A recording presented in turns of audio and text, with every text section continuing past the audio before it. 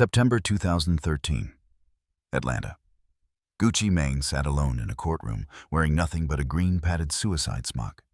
No belt, no shoelaces, no socks, no jewelry. The judge peered down from the bench, but Gucci barely registered the words. He was high, exhausted, and emotionally numb. This was far from his first time in court. But this time, something was different. This time, he wasn't sure he'd ever walk out free again. Just days before, he had been in a completely different world. Back then, the brick factory, his studio, looked like a scene from a war movie. Not a music studio, but a fortress. Firearms of every kind were scattered everywhere. Pistols, AR-15s, MAC-10s, scopes, extended mags, drums. This wasn't paranoia anymore. It was preparation. Gucci had convinced himself that somebody was coming for him.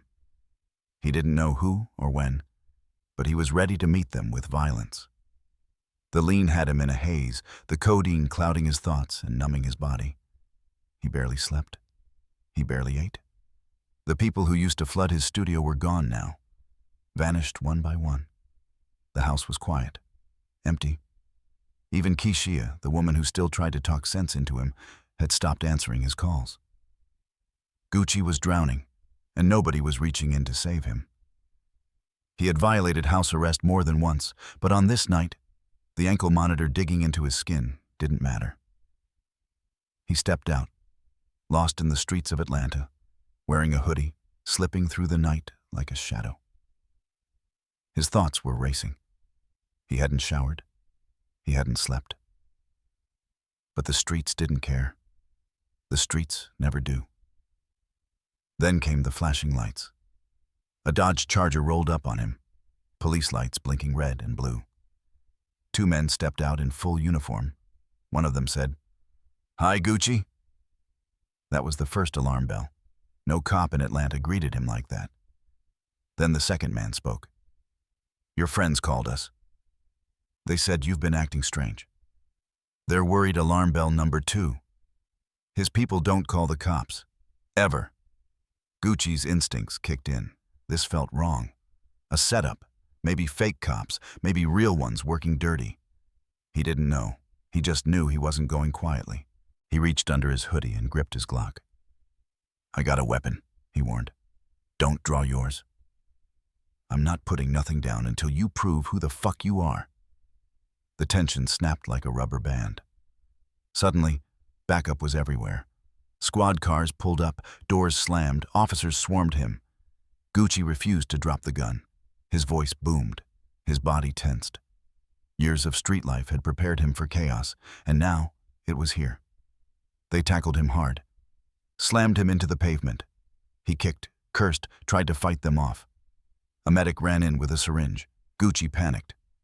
"You not putting nothing in me," he screamed, thinking they were trying to poison him. He flailed and twisted, but they stabbed him with one shot. Then another. And finally, his limbs turned heavy. His brain shut down. When he woke up, he was in a padded room. A guard told him he'd been placed on suicide watch. No phone calls, no visitors, just white walls and silence.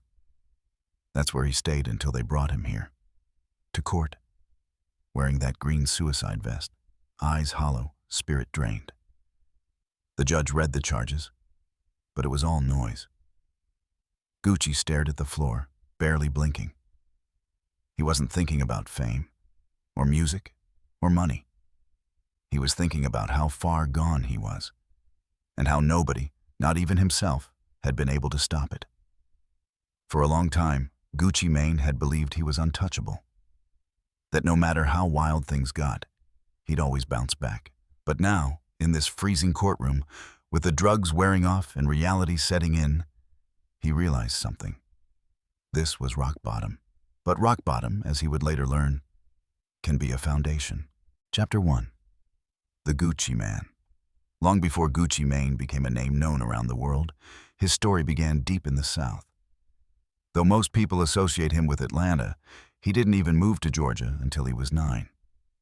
His roots were in Bessemer, Alabama, a small gritty coal town about 20 miles south of Birmingham. His family tree stretched back generations in that region. His great-grandparents on his father's side, George Dudley Sr. and Amanda Lee Parker, moved to Bessemer from Greensboro in 1915. They were looking for a better life, and they found it working in the booming mining industry. George Sr. became an ore miner at Red Ore Mining Company, near the Muskota village. It wasn't glamorous work, but it fed the family. The mining companies gave black workers cheap housing, built schools, churches, dispensaries, entire communities that revolved around labor. But when white locals grew jealous of the support these black families received, things got ugly. Black families were pushed out. Many ended up homeless. But not George Sr. With his wife's financial help, he bought a house at 723 Hyde Avenue. That property stayed in the family for generations. The Dudleys were a huge family, 12 children, and their house was always full. If someone needed food or a place to sleep, the door was open. That was just who they were. George Sr. loved food, loved family. Even after exhausting days in the mines, he'd come home and cook for the kids. Cookies, penny candy, fresh fruit. He brought little gifts back from work and divided them equally. It wasn't much, but it meant everything. One of those 12 children was James Dudley Sr., Gucci Mane's grandfather. Born in 1920, James served 12 years in the military, fought in World War II, and came back to Alabama to teach radio and television. Later, he worked as a postman. In 1941, he married Olivia Freeman. Together, they had 11 kids. The sixth was Gucci's father, Ralph Everett Dudley, born in 1955. Ralph, or Gucci Mane, as he would later be called, wasn't always the wild figure people think. He was a sharp dresser who loved Italian fashion, a trait he picked up while stationed in Europe. He had aliases too, Slim Daddy, Ricardo Love. But Gucci Mane was the one that stuck. The name actually started with a joke. One of his nephews, always begging Ralph to, "Come on, man," started calling him the Gucci Man. And with a thick southern accent, man turned into Mane. The nickname stuck like glue. Ralph had a calm, soft-spoken side, rare in the neighborhood. He struggled with a speech impediment as a kid and had to spell things out just to be understood. His father, a military man, didn't like that soft side. He thought his son needed to be tougher. But Ralph grew into himself. He became slick, social, always around people. He wore Levi's, played guitar, and blasted Jimi Hendrix and Mick Jagger in his room. His walls were covered in tapestries and guitars. He even had a little drop-top MG convertible. Ralph was cool. Too cool for the streets of Alabama. He graduated in '73, joined the Army, and spent time stationed in South Korea. When he returned in '76, he bounced around jobs. Chemical plants, powder plants, wherever he could work with his hands and make a living. He had GI Bill benefits and smarts, no doubt about it. But Gucci would never know that side of him. To his son, Ralph wasn't a worker. He was a hustler, a man of the streets, a figure shaped by shadows more than structure. Gucci's mother, Vicki Jean Davis, came from the same area, Bessemer. She was the daughter of Walter Lee Davis, who had fought in the Pacific during World War II. He survived a brutal attack on the USS South Dakota. Machine guns, Japanese strafers, total chaos, and made it home. Vicki's upbringing was hard. Her mother, Betty Davis, was known for her fierce temper. Family dinners could turn violent. When Betty died at just 44 from a stroke, Vicki and her sisters had to raise their younger siblings. Vicki was strong, smart, and determined. She finished high school in '75, got a degree from Lawson State, and later studied social work at Miles College. In 1978, she met Ralph. Instant connection. They fell in love. At the time, Vicki already had a son, Victor, also known as Duke. Ralph didn't care. Duke's father wasn't in the picture. Ralph stepped in. But Ralph had problems of his own. During Vicki's pregnancy, he got caught with drugs. Facing time and with his own father having just passed, Ralph fled to Detroit. He was gone by the time Vicki gave birth. So when the baby was born on February 12, 1980, and Ralph wasn't there to sign the papers, the boy took his mother's last name, Davis. His first name, Radric, was a mashup of Ralph and Vicky, a name born from a chaotic love story. That baby would grow up to become Gucci Mane. Chapter 2, 1017.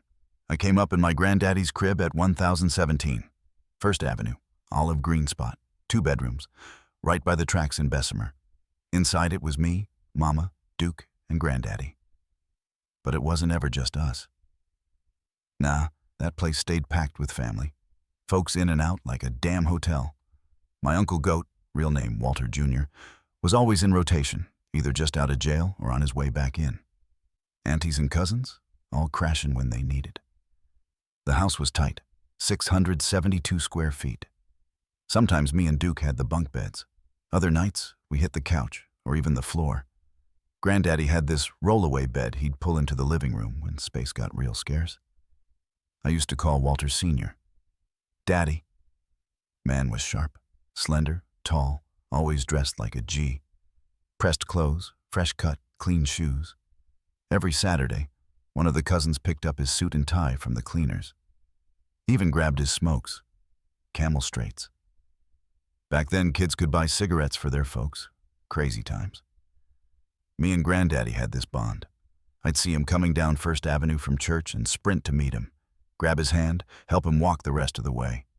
Old ladies would be watching from their porches like, "That boy loves his granddaddy."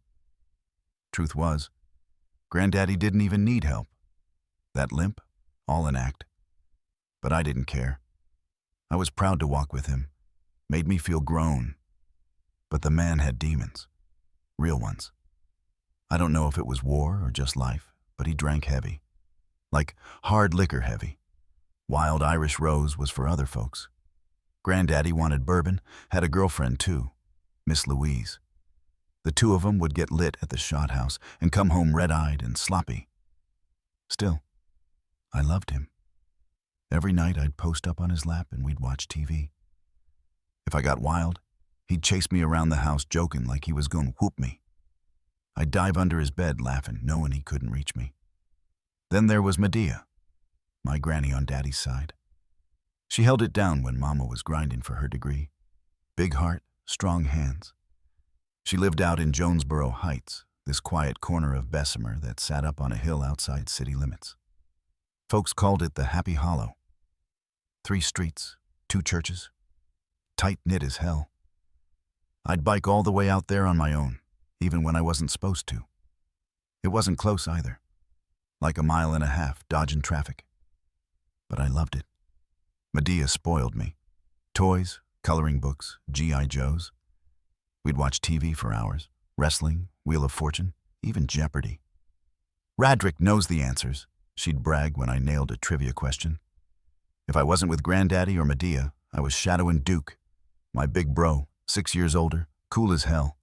I was always jocking his style, stealing his shirts, following him and his boys. He hated it, but I ain't care. I'd trail him on my bike, staying far enough back so he wouldn't catch me. Sometimes I'd catch him stealing beers from the store or throwing rocks at cars. Just country kids wildin'. I had to know what they were up to. Duke was deep in the rap game. Every week he hit up Bessemer Flea Market, grabbing whatever new tape dropped. He'd slide it into the boombox, and we'd study those lyrics like homework. Recite 'em back and forth, memorizing every bar. Even when he wasn't around, I'd bump his tapes alone. I ain't just listen. I studied that shit. Like a scholar. He took me to my first concerts too. In '86, I saw Run DMC, Beastie Boys, Houdini, and LL Cool J on the Raising Hell tour. I was 6. Blew my damn mind. 2 summers later, Kool Moe Dee, Rakim, Dougie Fresh, BDP, Icey, all on one bill. That was the Dope Jam tour. Unfreaking real. In '89, I saw NWA. That was the infamous concert where MC Ren caught that accusation on the tour bus. That whole show was fire. LL Cool J shut it down. Me and Duke had posters everywhere, top to bottom. LL, Mike Tyson, Kool Moe Dee. You couldn't even see the damn wall anymore. That was our world, man. Rap wasn't just music. It was life. Chapter 3. Welcome to Atlanta. We pulled up in Ellenwood, Georgia, August '89. Shit was hot, sticky, and looked just like Bessemer to me. Folks chillin' on they porches, squirrels running wild, kids riding bikes like the world was safe. Felt familiar, you know? But that vibe ain't last long. Donald, that dude, patched things up with his ex and boom, she moving in with her kid. That's when the drama started. She wasn't vibing with Mama. Started tossing Duke's posters in the trash like they was garbage. Bro was crushed. Ain't take long 'fore Mama was done with it. House got loud, arguments got bigger, and now we stuck. No money, no plan, just Georgia heat and stress. No fam, no friends, nada. But Pops? He's somewhere in the cut. Last we heard, he was chillin' in a TL after skipping Detroit. Got his own spot with some new chick and 2 sons, Ralph and Courtney. That news hit hard. Visits canceled. So we called up Medea and boom, Pops shows up like a rescue mission. Scoops us up, throws our junk in a storage unit, drops us off at the Night's Inn on Boulder Crest. That's when I first felt Atlanta for real. Now let me tell you something. Atlanta been on that trap vibe from way back. Started with trains, then highways, moving product all directions. It's in the blood. Drug traffic? Just part of the history here. Then the mid-'80s crack wave hit, and it hit hard. Crew from South Florida, the Miami boys, had the city locked down, especially the projects. But when I got there, feds already ran them out. A TL was trying to shine for the '96 Olympics. Had to clean up that mess. But kicking out one gang just opened lanes for the next. Same mess, different crew. Shit never stopped. Violence, deals, bodies dropping, day in, day out. Zone 6, that's where I was. Dope deals on the street like 7-Eleven. Prostitutes on corners. Stick-up boys on the hunt. Shit was wild. And the rumors? Talk of kids getting snatched, hurt, even killed. A TL had that Wayne Williams nightmare still in the air. Real spooky. We bounced to Mountain Park later. Apartment life, red brick, low rises. Still felt broke. Duke and I still went to school in Ellenwood, though. School? That was my edge. Mama taught me to read early. Bible verses, scripture. I was outshining my class. Teachers thought I was a genius. That head start stuck with me. I wasn't no athlete like Duke, but I had vision. Wanted nice clothes, fresh kicks, and paper in my pockets. I was already dreaming of racks. Money problems made me paranoid. Lights going off, rent overdue. I'd listen to Mama whispering to our folks in Bessemer, stressing out. Folks getting evicted left and right. My Pops? A straight-up con artist by now. Philly dude named Tony put him on game. 3-card Molly, pigeon drops, slick talk. He ran scams like magic. Everybody was a target. He even scammed burger joints with sleight of hand. Real slick. And Pops had these sayings that stuck with me. Empty wagon, make the most noise. Don't trip going forward by looking back. And my fave, if I get enough cheese, I'll cross the whole damn continent. I soaked it all in. Eventually, I had to get mine. Started hustling young, sold weed for Duke, then flipped the game. Took his sacks, made my own extra bread. Quiet hustle, smart moves. By Christmas, I wanted Jordans and jeans. Mama couldn't swing it. Gave me $50. I walked straight to the dope man and copped 2 50s of crack. He said, "Now you owe me 50 more." I said, "Bet." That was it. No turning back. Streets had me. Dope game was on and poppin'. Chapter 4. Dope game hard, man. When I first stepped into that dope game, I ain't even know what the hell I was doing. I came up to the plug with $50, thinking it was just like copping some weed, you feel me? But nah, this was a whole different beast. This wasn't for my brother's homies. This was my own hustle, and the product, that crack, it came with a whole new kind of clientele. Real fiends, real pressure. Lucky for me, I had a homie who knew the ropes. He schooled me on how to cut up them slabs the first few times I picked him up. $50 got you like 1.5 grams. We breaking it down into 20s, 10s, 5s. Whatever brought in cash. Hustle math was simple. Spend 50, flip it for 100. Straight profit. My dog also knew a trap spot down on Custer. Took me to this rundown crib run by some crusty old lady named Miss K, nasty looking, sores all over. But she ran the spot. Her place was straight out of hell. Junkies, truckers, little kids running around, rotted food all over. That scene had me shook. The deal was, I could serve on her turf if I hooked her up with a sack on the house. Finder's fee, you dig? I was cool with that, till I fumbled a few sacks my first time. She wasn't even tripping, but my homie told me to tighten up. Couldn't be acting like no rookie. But soon enough, I got numb to all that grime. Miss K, her sores, them zombies in the crib, didn't matter. I was stacking bread. Started pushing smart. Not just dimes, but nickels, $3 sacks. Margins were small, but they flipped quick. Them junkies was buying and reselling for $5. I treated it like an investment. Built my name off that grind. Keeping it from Mom Dukes? Easy. I just said I was working or chilling. She worked a lot anyway. I still brought home good grades, stayed out of school drama, so she ain't suspect much. And when she did, I hit her with some smooth talk. Like that time I came home with a fresh 8-ball leather jacket. Told her I won it playing tunk with Pops. She bought it. Truth was, I got it off that dope money. Eventually, though, she caught me. Found a few sacks in my jeans, doing laundry. I told her it was for Black, the dude who washed her car and took out trash. Said he ain't want cash, just that sack. She ain't asked no more questions. She liked Black anyway. By 15, I'd been slanging for years. I ain't even touched my own product. My early run-ins with fiends like Miss K scared me off that high. My boys always tried to get me to smoke, but I stayed clean. It was a pride thing. I felt above that. But then, one day, I saw this fine girl at the gas station. Tight shorts, cordless phone, the whole hood look. She was the baddest chick I'd seen. I hollered, got her number, pulled some boss moves. Next thing, she was at the crib, asking if I smoked. Of course I lied. Said hell yeah. Ran to the store, got a swisher, bag of weed, came back. Rolled up like I'd done it a million times. Truth was, that was my first blunt. But I hit that shit like a pro. Took one pull and boom, I was high as hell. Straight to the moon. We kicked it after that. Smoked together, chilled. She was my first smoke buddy. Then we started messing around too. It was cool.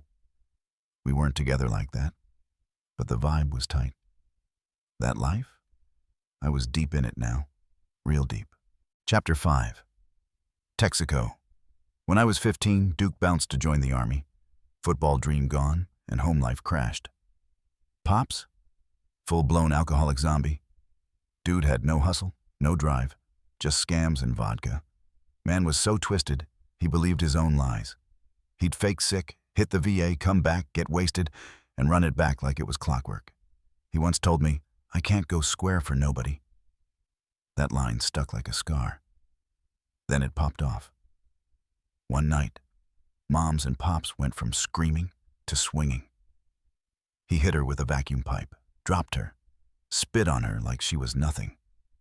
I tried to step in, got yoked up, chain ripped from my neck. Cops came, charged him, took him. But Gucci? He wasn't all monster. Ask Alabama. Fun uncle, good heart, when the demon slept. Cousin Suge said we were like Mayweather and his dad. Same fight, same scars. My pops taught me through failure. Duke came back AWOL. I told him everything. He didn't want Gucci near us anymore. Their bond? Done. We moved. Sun Valley, top of Boulder Crest. Dope was in the air. Our trap, top of the hill. Hustlers below. I waited for them to dip, then got mine. Rain or shine. OJ came through too. Day one homie since we was kids picking cans. 3 years younger, but heart like a lion. He couldn't trap at the top.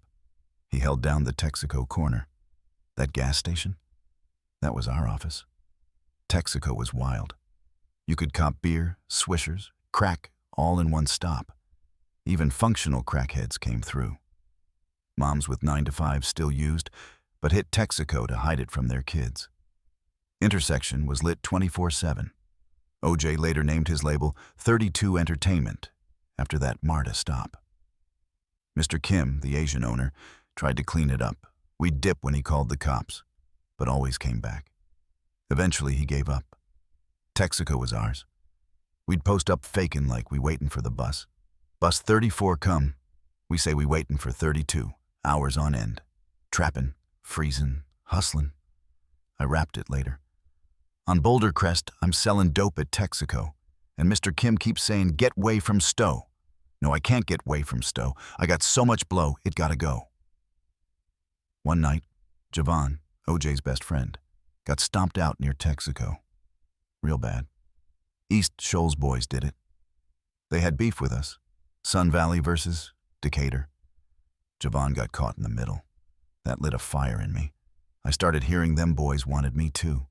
These weren't kids. These were grown street dudes waiting for me in the halls at McNair. I told BP, "Come to school with me." I ain't going alone next day. Me and the crew hopped the bus. Even the bus driver nodded like, "Handle your biz." "Y'all better win," she said. Even she knew what happened to Javon. BP was locked in. "We whoopin' ass," he said. We pulled up with 15 heads. East Shoals had 15 too. BP ran up, knocked one cold. Boom. All-out war. Chairs, fists, everything flying. We beat the brakes off him. We ran back to the apartments. Police zoomed past, ambulances too. We laid low at Dantea's, waiting for the city to breathe again. That was Texaco. That was survival. Not some movie scene. It was pain, blood, hustle. It was real. Chapter 6. LaFlare. I finished high school in '98, got a 3.0 GPA, and landed a Hope Scholarship to Georgia Perimeter College. But honestly, I was doing just fine in the streets. So college wasn't really on my mind. I skipped those first 2 semesters. Call it a gap year if you want. My mom wasn't having it though. She gave me 3 options. Go to school, get a job, or move out. I picked school because it was the easiest way to keep her off my back. I never really blended in at Georgia Perimeter. When I did show up, it wasn't for class. I'd roll through in my box Chevy, jewelry on, Nike Air Maxes, pulling up just to hang out in the parking lot and flex a little. I'd see my old classmates trying to do the college thing. Me? I was shining. I was on a different wave. The truth is, I wasn't serious about college. I enrolled in a few programming classes, but barely showed up. Took that financial aid money, bought my books, then flipped that into something else entirely. School officially ended for me in 2001, when I got caught at a Texaco with a stash of around 90 bags of crack. An undercover cop had been watching me for days and busted me right there at the gas station. I tried to run but got caught and beat down by the cops. I was locked up, swollen face and all, calling my mom like, "I'm locked up." That was the end of me living at home. My mom made it clear I wasn't welcome anymore. Later I went before the judge and took a plea under Georgia's First Offenders Act, 90 days in county jail. But if I slipped up again, I could be looking at 30 years. I still had some money saved up and a place to stay. So it wasn't long before I was back in the streets. The judge's words stuck with me, though. I was hustling, yeah, but for the first time, I started thinking about an exit plan. I'd always loved music. Even back in Alabama, I was tuned in heavy to rap, especially the guys running things behind the scenes. Master P, Eazy-E, Baby from Cash Money. I didn't want to be the rapper begging folks to listen. I wanted to be the boss. Through a friend, I met a young producer named XVIII. He'd just moved from the Bay and was going to barber college. Straight-laced guy, no smoke, no drink, church every Sunday. But when I heard his beats, I knew he had something. I bought a few from him, about $1,000 worth, and was ready to get my first project started. But first, I had to serve my 90 days. Jail wasn't exciting. Most of the time it was just boring. Because it was my first charge, I only had to do 67 of the 90 days. I'd talk big in there, pretending I already had a label going. But really, I hadn't done a thing. When I got out, I linked back up with Zay. He told me to stop playing and start rapping myself. I wasn't so sure, but he'd seen me ghostwrite for another kid. So I gave it a shot. Truth is, I'd always loved writing. Back in school, I was making up rhymes before I even knew what rap really was. I used to freestyle with my boys in Sun Valley. I hated how my voice sounded on tape, but something kept pulling me back. The more time I spent at Zay's place, the more confident I got. I played around with my cadence, my delivery, and over time, those doubts faded. Eventually, I pulled together my first body of work. Bought more beats from Zay and another producer named Al, who used to play for the R&B group Silk. I called it Straight Drop Records presents Gucci Mane LaFlare. We pressed 1,000 CDs, posters, the works. I hit the streets of East Atlanta hustling them CDs like it was product, gave copies to my people to flip.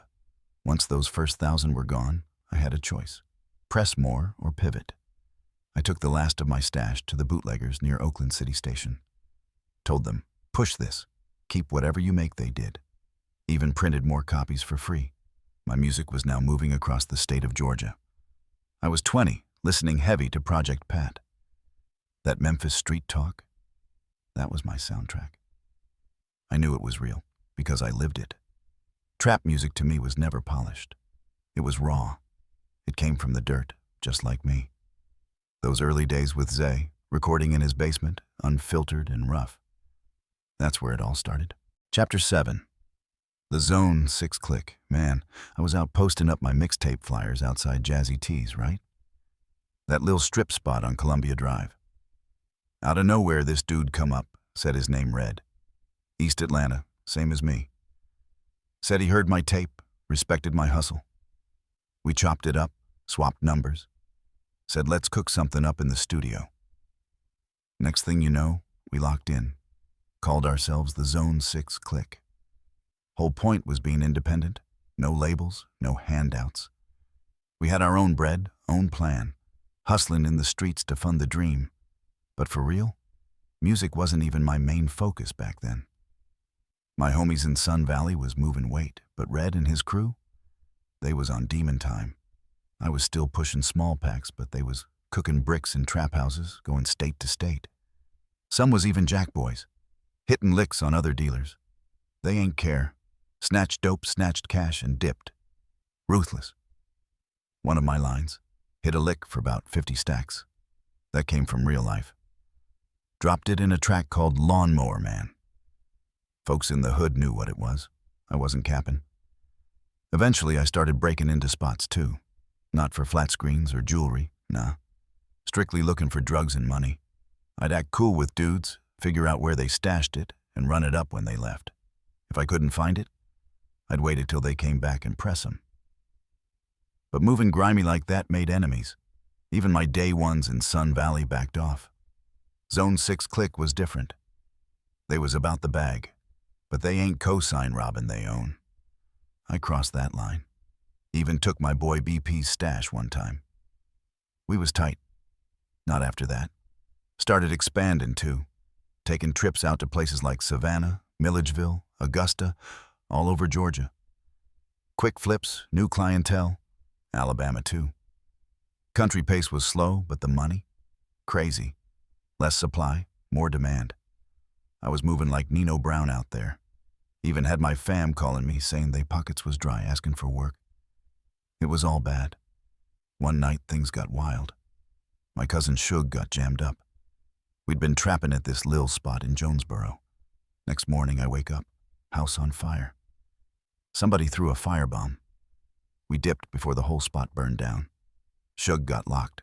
My stash got stolen. Now I'm paranoid. The fam don't trust me. The hood don't trust me. Got folks from Savannah trying to put a hit on me over 30 bands. I dipped back to Alabama, laying low. But after a few months, I had to go back. Couldn't stay gone forever. Linked up with Red and D again. Turns out D paid off the hit on my head. That hit me deep. Loyalty like that? Rare.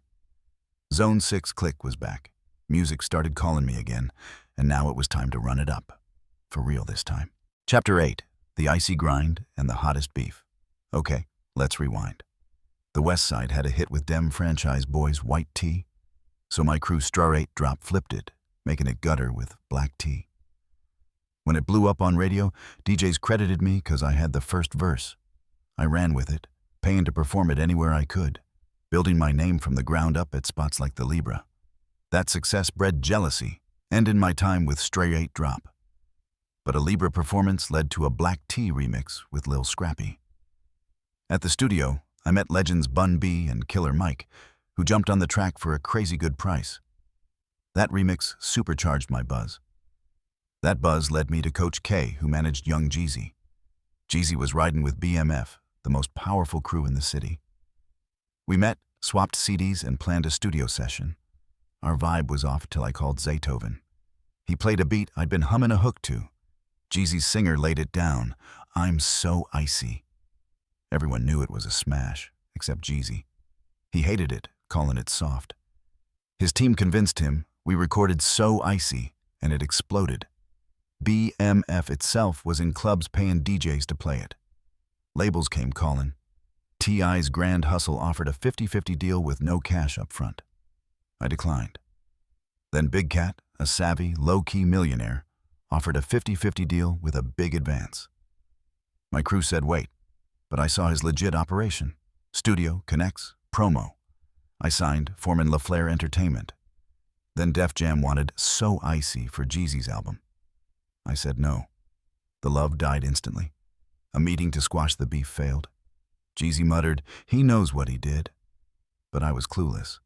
A studio session for a remix exploded when a rapper from my label sparked a confrontation. Jeezy thought it was a setup. After that, with BMF's influence, the city turned on me. DJs cut So Icy before my verse. I was a one-hit wonder. But that hate fueled me. In the trap, hearing I was finished, I wrote Trap House on a napkin. My album wouldn't be So Icy. It was Trap House. The beef was on, but so was my comeback. Chapter 9, Round 1, so this part gotta be brief. There's some things I can never really talk about in detail. You feel me? I'm coming back from Tampa, riding in the whip, and all I can think about is that diss track Jeezy dropped, Stay Strapped. My blood is boiling. So I start writing my response right there in the car. By the time I hit the A, I went straight to the studio and laid that shit down. Round 1. I wasn't playing no games with the lyrics. I came at him direct. The dope game hard, the rap game easy. This is round 1 of Gucci Mane versus Jeezy. I dug into his background, called him out for being local, for leasing his famous 645, for wearing Meech's chain in the video. I said he was Meech's bitch. It was all the way live. Black Magic ended up coming through and tacking on a verse. I still wasn't really feeling how he inserted himself into my beef. But fuck it. At that point, I felt like I was at war and outnumbered. I needed all the soldiers I could get. My DJ, Ace, was going to handle pushing the track to the clubs and radio. But I ain't want to look like I was hiding. I wanted to put that diss in people's hands myself. I told Ace, chill out. I'm just going to blaze. A buddy of mine was messing with this stripper from Blazing Saddles, and I knew her too. She's one of the naked girls on the stove on the Trap House album cover. I figured I'd see if she could get the DJs at her club to spin round 1. We hit the club, but we wasn't there long. Her and her friend invited us back to their spot on a dead-end street in Decatur called Springside Run. And that's where it all went wrong. Next thing I know, the headlines are everywhere. Rapper wanted in slaying turns self-in rapper is wanted after shooting death. Atlanta rapper Gucci Mane faces murder charge.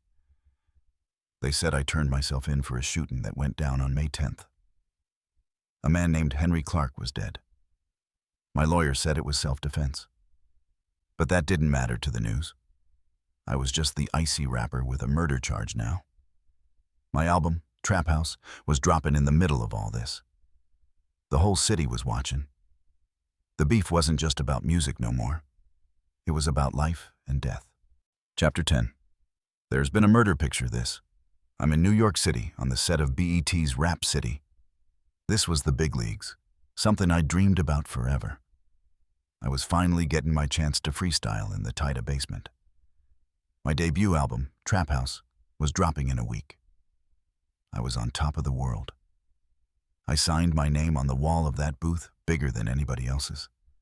I wanted everybody who ever stepped in there to see that Gucci Mane had made it. Then I walked off that set, and my whole world came crashing down. Jacob pulled me to the side. "We gotta get you back to Atlanta," he told me, his voice dead serious. "There's a murder warrant out for your arrest." A murder warrant. They hit me with that news right there, on the biggest day of my career. One minute I'm on the highest high, the next I'm free-falling. Everybody at BET could see it on the TV screens. Gucci Mane, murder suspect. The rug got pulled out from under me so fast I got whiplash. Jacob flew back, but I drove with my mans, Throw Ace, and my security. We thought the police might be waiting for me at the airport, so we hit the road. That had to be the longest, quietest drive of my life. We stopped in Jersey to cop some weed and get White Castle, my first time ever having it. Then we just kept driving. I smoked like a damn chimney the whole way. We burned through so much, we had to re-up by the time we hit DC. We even stopped at a few strip clubs on the way, tried to distract ourselves with some hoes. But nothing could really take my mind off it. I was sitting in the back of that smoke-filled car, higher than a kite, with John Legend's Ordinary People on repeat. That was my jam at the time. But as we got closer to Georgia, my nerves started getting the best of me. I knew what was waiting for me. "Let's just run, Throw," I said, looking out the window. "Let's hide out in Alabama or something." He just laughed. "You can't run, bro. You too famous now. But don't worry, we'll beat this shit." I wasn't so sure. Where I'm from, not a lot of people walk away from a murder charge. When we finally got to Atlanta, we drove straight to the DeKalb County Jail. I met my lawyer in the parking lot, an ex-cop Jacob and Big Cat hired for me. "Can you beat it?" I asked him. Part of me still wanted to make a run for it. "It's gonna take a lot," he said, not sugarcoating it. "But we can beat it." Before we could even finish talking, the cameras flashed. The media was all over us. Channel 2 Action News was shoving a mic in my face, wanting a statement. My lawyer stepped in front of me. "He's not saying anything," he told him. "He's a murder suspect. I'm his lawyer. That's it." Basically what happened is he went to see a young lady at her place. She was there. He was there. At one point, she opens a door and 5 dudes come running in. One had green tape, one had a weapon, one had brass knuckles, and hit him real hard. Another guy hit somebody with a weapon. It became a situation where he had to defend himself. One of them yelled, "Shoot him!" He grabbed a gun that was nearby and opened fire. He defended himself. It was just him and a girl, and 5 guys came in to hurt him. A reporter shouted, "So it sounds like he was set up?" My lawyer nodded. I talked to a detective. The detective indicated he was set up. "We have an independent witness who saw the 5 men go in. The young lady he was with basically said she set him up. We're not sure of all the facts yet." With that, I walked inside and turned myself in. They told me the man who died was some 27-year-old from Macon. Said he was a rapper too. I'd never met him, never even heard his name, and the whole time I was wearing a t-shirt with a picture of Dr. Martin Luther King Jr. on it. Above his face it read, "I have a dream." Chapter 11. DeKalb to Fulton. Man, let me tell you, them 5 days in DeKalb County felt like a lifetime. Locked in that isolation cell, all you got is your own thoughts. And mine? They were all over the place. I started writing this poem just to get it all out, pouring my heart onto that paper. I know I have my mother's love. I know she's praying for me. But all the things I took her through, I know it's hard. To love me. I wrote about my brothers, my girl, my homeboys. I wrote about wanting to be a respected man. They called me a murderer. But in my soul, I knew I wasn't. I even said to pray for Jeezy. That's where my head was at. Then, just like that, I walked out on a $100,000 cash bond. Trap House was in stores, and it was time to promote. But you think anyone wanted to talk about the music? Nah. All they saw was the headline, the murder charge. Big Cat's publicist had been putting out these statements for me while I was locked up, talking about how I was God-fearing and never meant to hurt nobody. But facing the questions myself? That was a whole different thing. I did an interview on Rap City and just laid it all out there. Look at it like a detective, I told him. Who got the motive to do some shit like this? Only one person. And he's scared of competition. I'm independent. He's major. Why jeopardize everything to beef with me? There's something I'm doing that he likes. In some folks' eyes, surviving that situation made me look gangsta. But I never asked for that reputation. My music was always about having fun.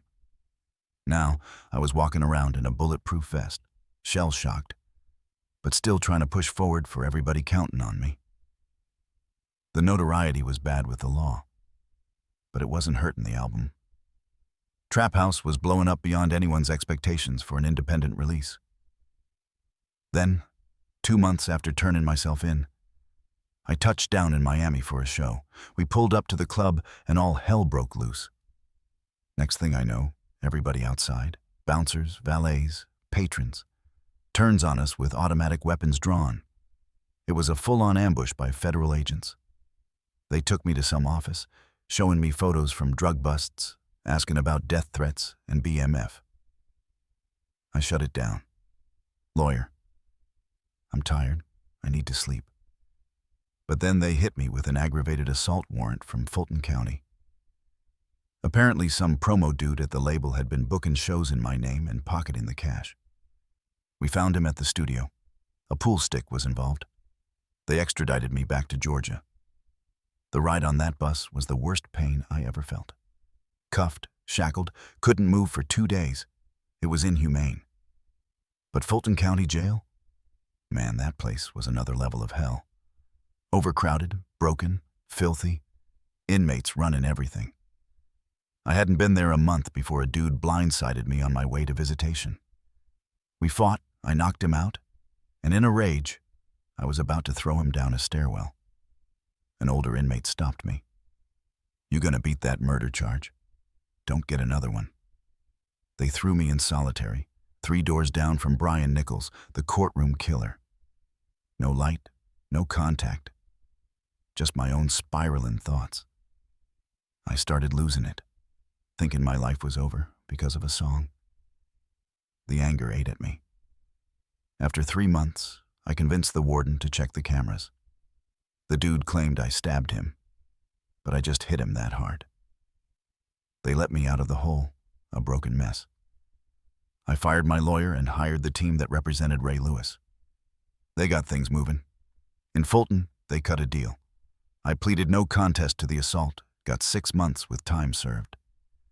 For the murder charge, my lawyers met with the DA. Off the record, they told me I'd beaten it. They didn't have a case. The relief wasn't happiness. It was like a weight I'd forgotten I was carrying finally got lifted. By the top of 2006, I was home. Chapter 12, The Trap and the Comeback. Listen, the good news was I was free. The bad news? Fighting those cases drained me. I spent over $200,000 on lawyers and legal fees. I was damn near starting from zero again. Even with me being locked up, Trap House was a huge success. We sold over 150,000 copies independently. But somehow, I wasn't seeing any of that money. Big Cat and Jacob kept talking about all these expenses they covered while I was away. But the numbers weren't adding up. It felt like lame excuses. Right as I got home, Cat was getting ready to go in for a year on a gun charge. Before he left, he wanted to push my next album, Hard to Kill, which I'd already recorded. But first, we needed to settle up. I wanted to see the spreadsheets, the receipts, all the business details he taught me to look for. He didn't have my money. He offered me his credit card, which just pissed me off more. I stormed out. A few days later, I was at the office to meet with Jacob about my probation and community service. I'd promised myself if I beat the case, I'd give back. Jacob introduced me to Deborah Antony, a lady from New York with a background in social services, to help set up a nonprofit for a back-to-school giveaway. But after our meeting, she pulled me aside. "Listen," she said. "These people don't have your best interests at heart. I just thought you should know." She was confirming my own suspicions. Later that week, on the set of a video shoot for Go Head, I was done. My mind was on the money I was owed and what Deb said. I left and decided I was finished with Big Cat. The video never got made. Quitting the label sent me right back to the streets. It wasn't long before I was knee-deep in the trap again, running with my old partners out of a spot that was more of a jungle than a house. No power, broken fridge, girls, gambling. But when the pack came in, it was strictly business. My attitude was, fuck music. Hard to Kill was out, but the lead single, My Chain, wasn't hitting like So Icey did. Paired with the label drama, it felt like rap brought me more problems than the streets ever did. Whenever music wasn't going right, I fell back into what I knew. It was a habit that lasted way longer than it should have. Then one day at the trap, my homeboy ran in telling me I wouldn't believe who was outside. It was my mama. And Deb Antony was with her. I was in shock. My mama wouldn't be caught dead in a place like this. They told me I was throwing my life away, that I had a real chance to make it. After they left, Deb's words stuck with me. Maybe I shouldn't be doing this. I started getting back into music, thanks to a few key people. I met Shawty Low from D4L at the mall. He was a real street nigga who'd just come home too. He offered me free studio time at his spot in Bankhead, no strings attached. That meant everything. Then there was DJ Burn One, a white kid who'd been wanting to do a mixtape with me since Black Tea. After a wild, all-night session at Zay's that almost ended badly, Burn One and I dipped out. In his truck, he schooled me on the mixtape game, a whole ecosystem with less rules and real money. It sounded like my way back. We made Chicken Talk, my first mixtape. I was geeked up on X pills, and you can hear it in the music. I dissed every Big Cat artist on there. We sold copies out of Burn One's truck at the flea market. And it blew up. Chicken Talk got my buzz back, not just in Atlanta, but through the South and the Midwest, booking me shows in Detroit, Chicago, and Ohio. Deb Antony started loosely handling my business. She became Auntie Deb, protective and nurturing. She convinced me she had my best interests at heart. We wanted out of my deal with Big Cat, and she claimed to know someone who could make it happen. Jimmy Henchman, a powerful music manager. We went to New York. For a finder's fee, Jimmy got me a new deal on Asylum Records, a subsidiary of Atlantic. I'd have my own imprint, So Icey Entertainment. Part of the deal was working with producers from Jimmy's camp, which I wasn't thrilled about, but it was a sacrifice to get free. I met Scott Storch, one of the hottest producers, at his insane Miami mansion. Cars, yachts. He was living like Scarface. But the vibe turned when he introduced me to his friends as the guy with the murder charge. I left immediately. Around the same time, I met Rick Ross in Florida. The first thing he said to me was, if I was you, every time I rapped, I'd say, I killed a nigga and got away with it. People were seeing me a certain way, as a killer. But leaving Scotty's mansion, all I could think about was that house, those cars, that yacht. I knew I needed to step my game up. Chapter 13. The So Icey Boys and the Major Label Machine. My major label debut with Asylum was supposed to be called Back to the Trap House. The irony? The album ended up being the total opposite of what that title meant. Going back to the Trap House would have meant locking in with Zay and Shawty Red again, making that raw shit. But the label had a different plan. We're taking you in a new direction, they told me. This is what's going to bring you to that next level. The original lead single was supposed to be Bird Flu, a dope track Zay produced. I liked 16 Fever too, but then something unexpected happened. An old song from Hard to Kill called Freaky Girl started getting radio play. I recorded that track ages ago, inspired by my new white Hummer H2. The hook was a play on Rick James's Super Freak. She's a very freaky girl, don't bring her to mama, first you get her name, Then you get her number. Then you get some brain in the front seat of the Hummer. I hadn't thought about that song in years. Its rise felt off to me. Not organic like Black Tea or So Icey, where you felt the buzz in the clubs. But the radio spins didn't lie. Freaky Girl was the song that got me in people's mamas' living rooms. It was my back that ass up. Now Asylum wanted it. But there was a big problem. The rights belonged to Big Cat Records. After all the drama in 2005, I had zero interest in another fight over a song. But a huge tug-of-war started behind the scenes. Negotiations with Big Cat went nowhere, and it got even more complicated when another old song, Pills, started gaining momentum. It felt like the major label didn't know how to handle me. Even with all their power, their planned single, Bird Flu, was getting overshadowed by these old independent songs from the South. Instead of rethinking the whole album, Asylum decided to piggyback on the success of Freaky Girl and Pills. They had me re-record Freaky Girl with Ludacris and Lil' Kim. Pills got renamed I Might Be, and features from The Game and Shauna were added. When it was time to turn in Back to the Trap House, I gave him 2 different albums. The first was the one I made with the producers from my deal, songs I recorded in a rushed 2-day trip to New York. The second album was the real shit. Super hard tracks I made with Zay, Shawty Red, and Fat Boy. That one had classics like My Kitchen, Vet Pass By, and Colors.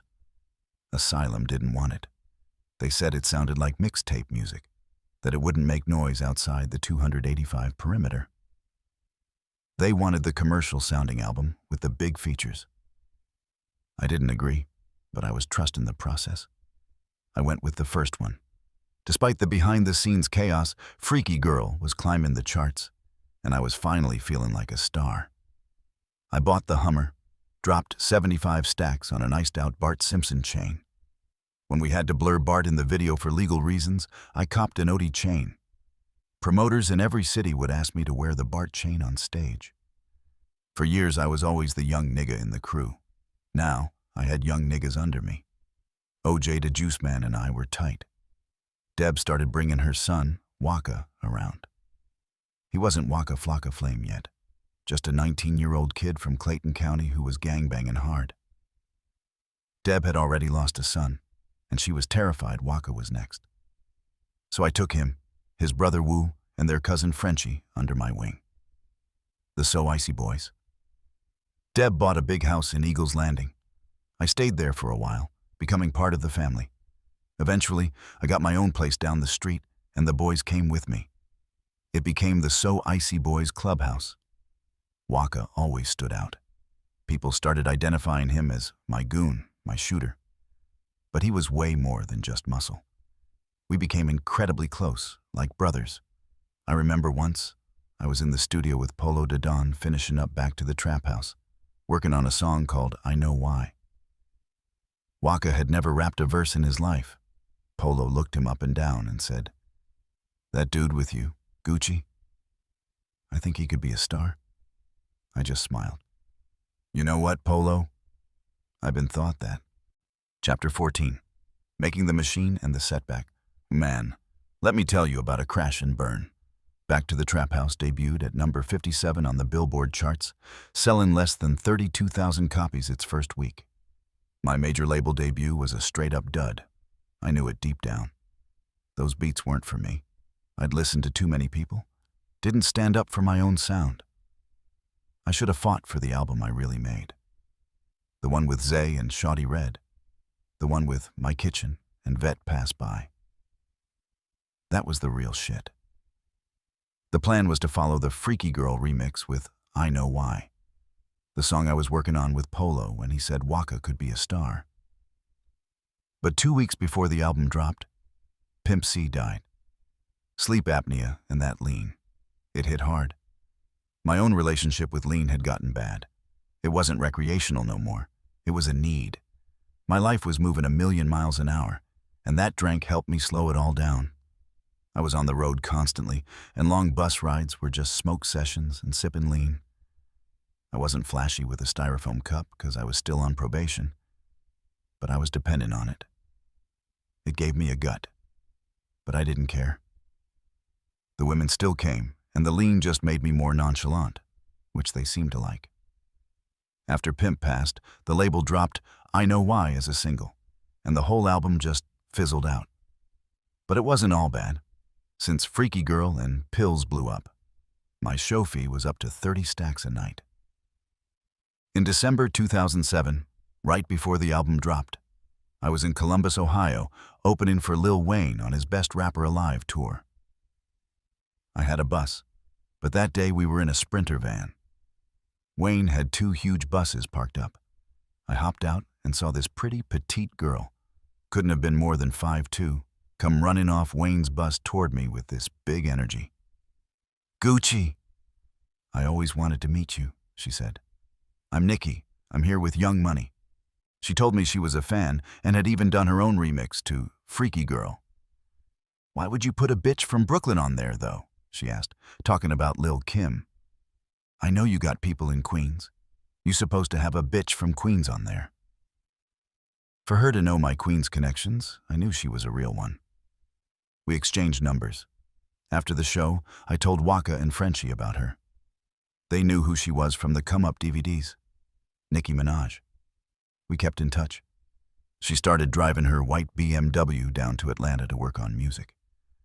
Then I started flying her out, putting her up in hotels.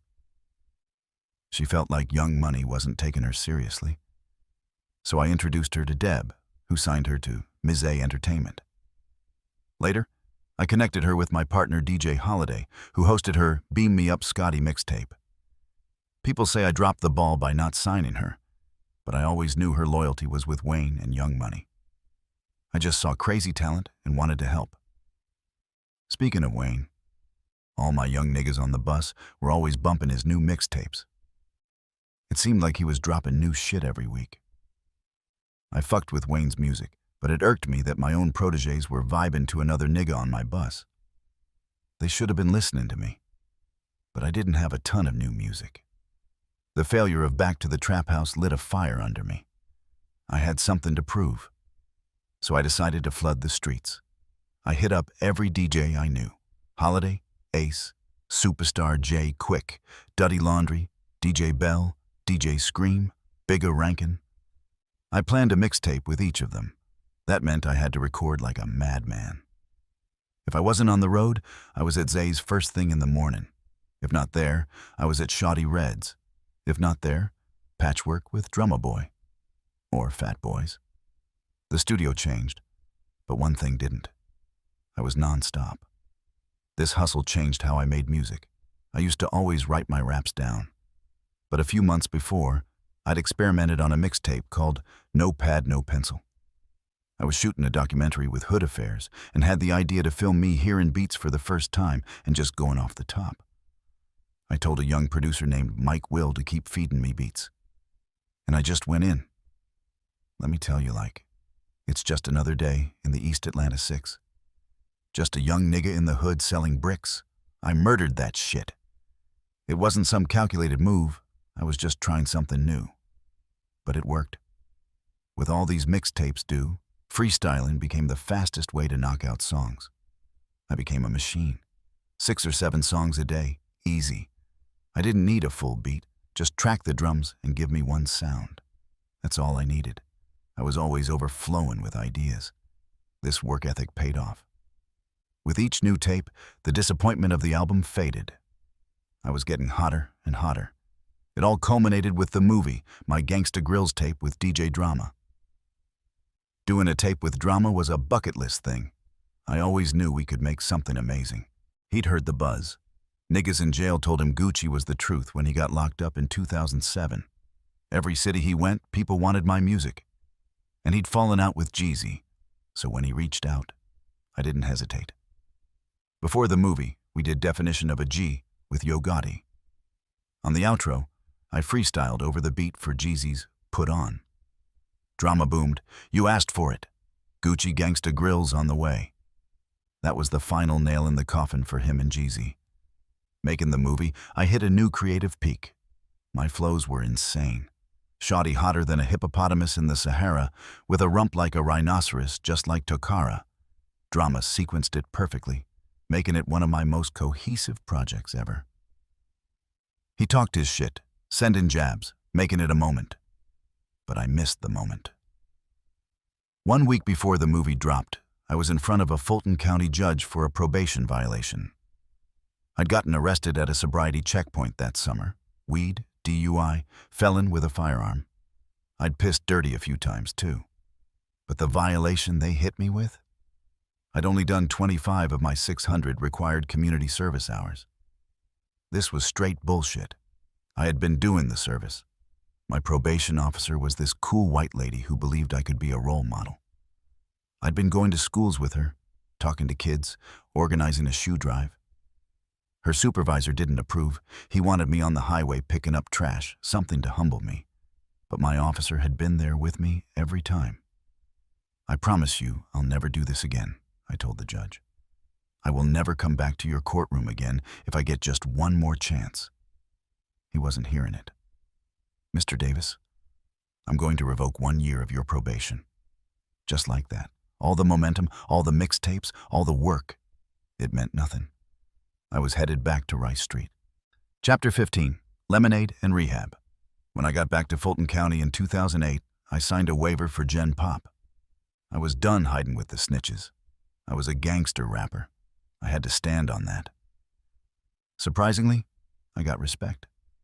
Niggas knew better than to test me. I spent my time smoking weed, writing raps, and minding my business on a cell phone. But outside, some shady shit was going down. A song from my mixtape, Make the Trap Say I, with OJ the Juice Man, blew up on radio. But somehow, it became OJ's song feat.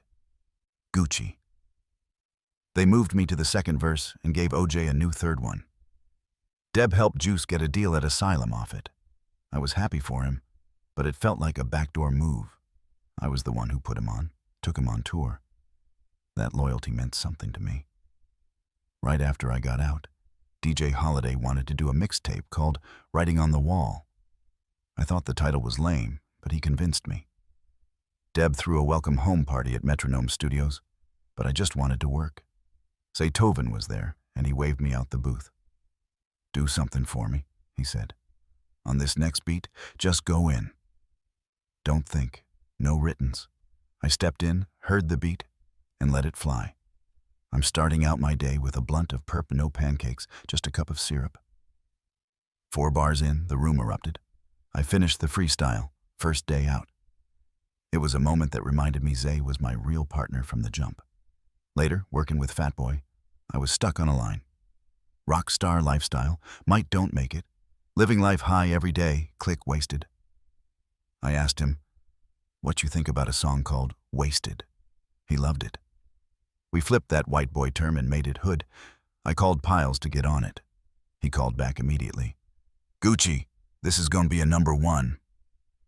I didn't think much of it till I was performing in North Carolina and the crowd started chanting for Wasted. I couldn't even remember the lyrics. Holiday had to play it from his laptop. The song was a smash. It had to be my next single. But my relationship with Asylum was rocky. I dissed T.I., their biggest artist, and Back to the Trap House flopped. Wasted needed a home. My guy Todd Moskowitz, who always believed in me, had moved to Warner Brothers.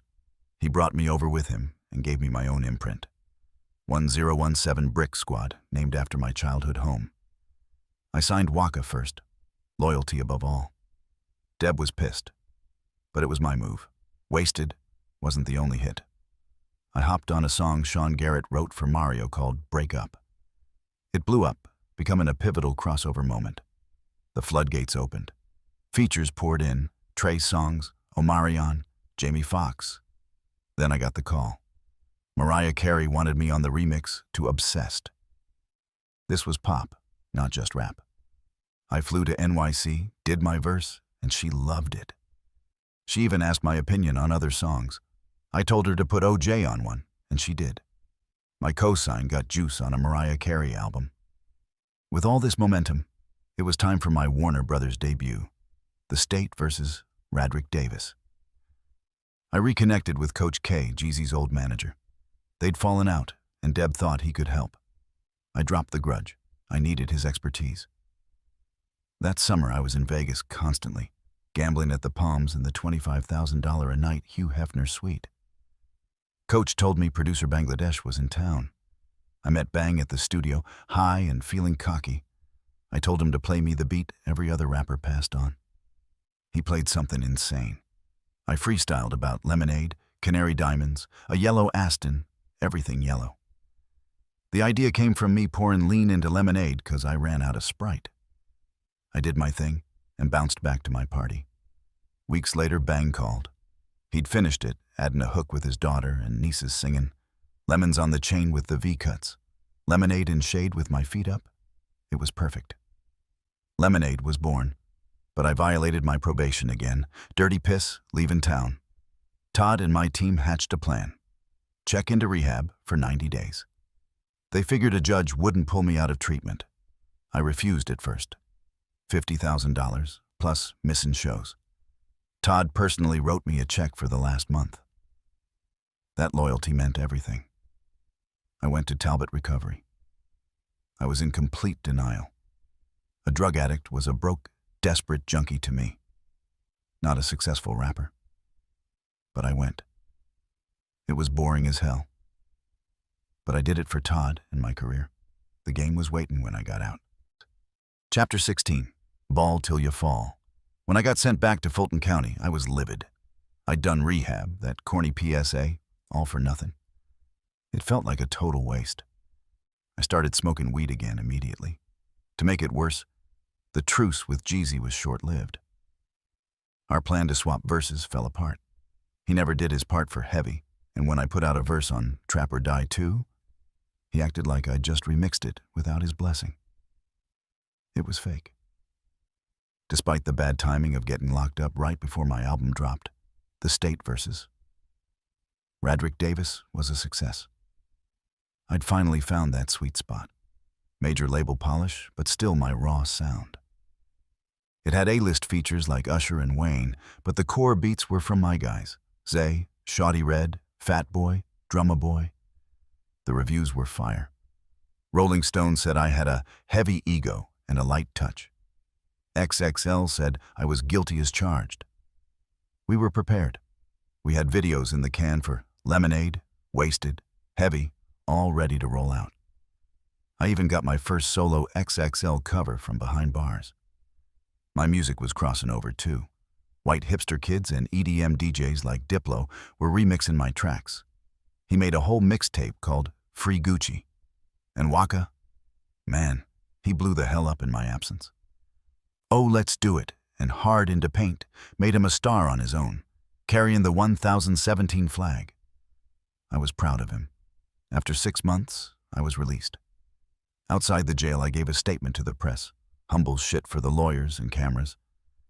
But in reality, I was feeling myself more than ever.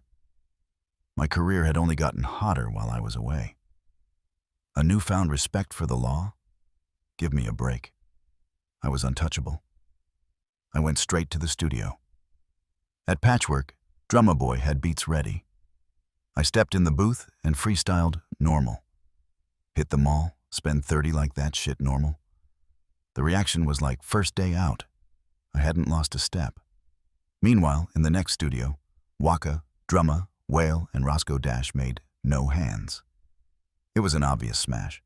Todd had to fight off Interscope from snatching it for Roscoe's album. Waka was on his way.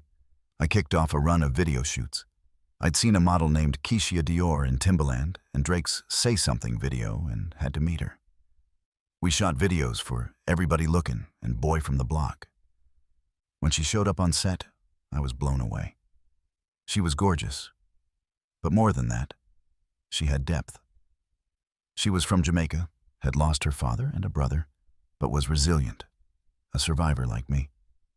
We fell hard and fast. I was the busiest I'd ever been. The State versus Radric Davis had sold nearly 500,000 copies. Now, for my next album, Georgia's Most Wanted, The Appeal, Warner Brothers was pulling out all the stops. I worked with Swizz Beatz, Wyclef Jean, Pharrell. I was balling out of control. A black Ferrari 612 Scaglietti in Miami, then a yellow 458 Italia, the first in the States, custom interior. 700,000 gone, just like that. I'd walk into Magic City on a Tuesday and throw 20 stacks in the air. But then, Gucci Time, a song I did with Swizz, leaked. The label pushed it as the first single. The critics hated it. They called it a throwaway, a ripoff of T.I.'s Bring 'Em Out. I usually ignored critics, but this got to me. I started withdrawing. I bailed on photo shoots and interviews. I told fans to step off. My relationship with Keisha got rocky. Worst of all, I started drinking lean again, heavy. It was a downward spiral. Stress led to drugs, which led to poor health and bad decisions, which led to more stress. My paranoia, always there since 05, got magnified. I'd zone out, mumble to myself. Doctors said I had PTSD, like a soldier from a war zone. I refused medication. It killed my creativity. Things with Waka got tense too, especially after I officially cut Deb as my manager. She'd booked shows I missed while in rehab, causing legal trouble. Waka was stuck in the middle between me and his mom. 2 weeks before the appeal dropped, I was at the MTV VMAs in LA. I was in a terrible state, paranoid, combative, isolated. I'd told Todd not to call me during the day. Outside the venue, LAPD debated whether to let me in. I saw other celebs walk right in. I grew agitated. When they finally let me in, the flashing cameras felt like taunts. I pulled out a $10,000 stack and threw it at the reporters. Feathers and glitter weren't the only things flying. Gucci Mane made his very own contribution by tossing out money, and lots of it. On the flight home, I replayed it in my head. Why the fuck would I do that? By the BET Hip Hop Awards, I was a shell of myself.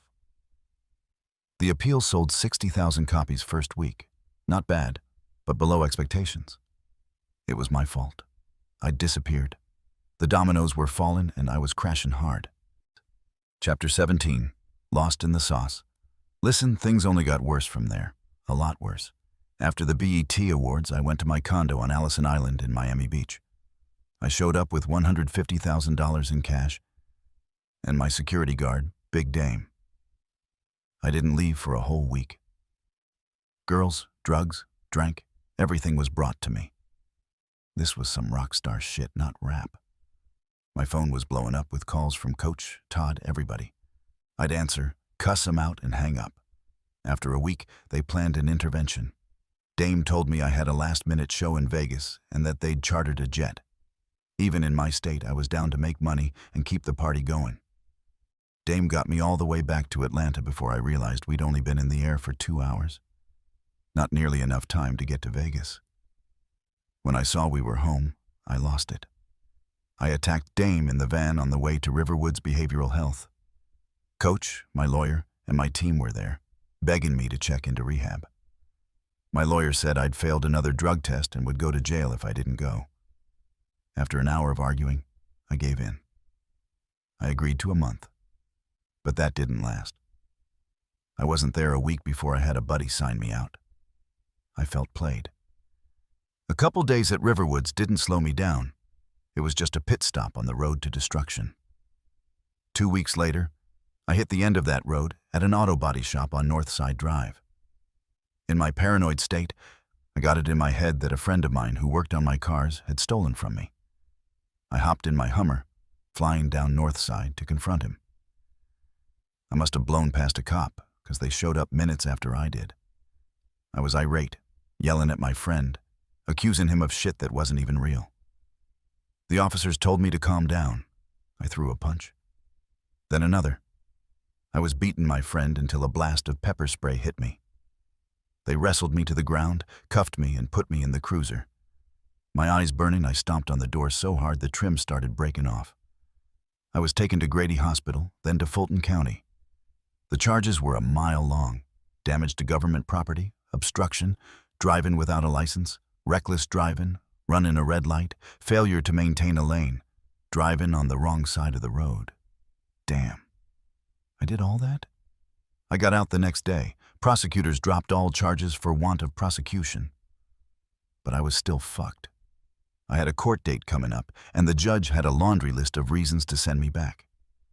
Failed drug tests, skipping rehab, getting arrested again.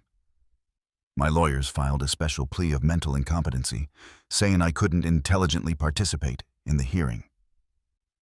This wasn't a strategy. It was the truth. I'd lost my damn mind. Judge John J. Goger, who'd sentenced me twice before, wasn't buying it. He sent me to Anchor Hospital, a psychiatric facility, for evaluation. 3 days later, I was discharged. The staff thought I was using it as an excuse. They didn't think I was crazy. But the rest of the world was about to be sure of it. Days after getting out, I walked into 10th Street Tattoo, around the corner from Patchwork. I'd spent the night there, snowed in from a big Atlanta storm. I didn't know what I wanted, but I knew where I wanted it. On my right cheek. My whole body was covered in tats, but the ones on my face were hard to see. I wanted something big, bold, unmistakable. I felt like an outcast, a villain. I was tired of running from my reputation. I unzipped my hoodie and showed him my ice cream cone chain. What about this? This is my thing. The artist, Shane, drew it up. It was perfect, almost. Just make that shit real rock and roll, I told him. He added lightning bolts and BRRR. An hour later, it was done. I felt good about it. But that afternoon, the shop tweeted a photo. The internet exploded. Headlines called me crazy, questioned my sanity. I knew it'd get a reaction, but not like this. I was just thinking about what the guys at Patchwork would say, not the whole world. My mind wasn't on music, but I had to get back. I started work on a mixtape, the return of Mr. Zone 6, but it wasn't a return to my old sound. That fun, colorful Gucci was gone. I was angry, resentful. I told producers, give me something darker. The music reflected it, raw and emotional.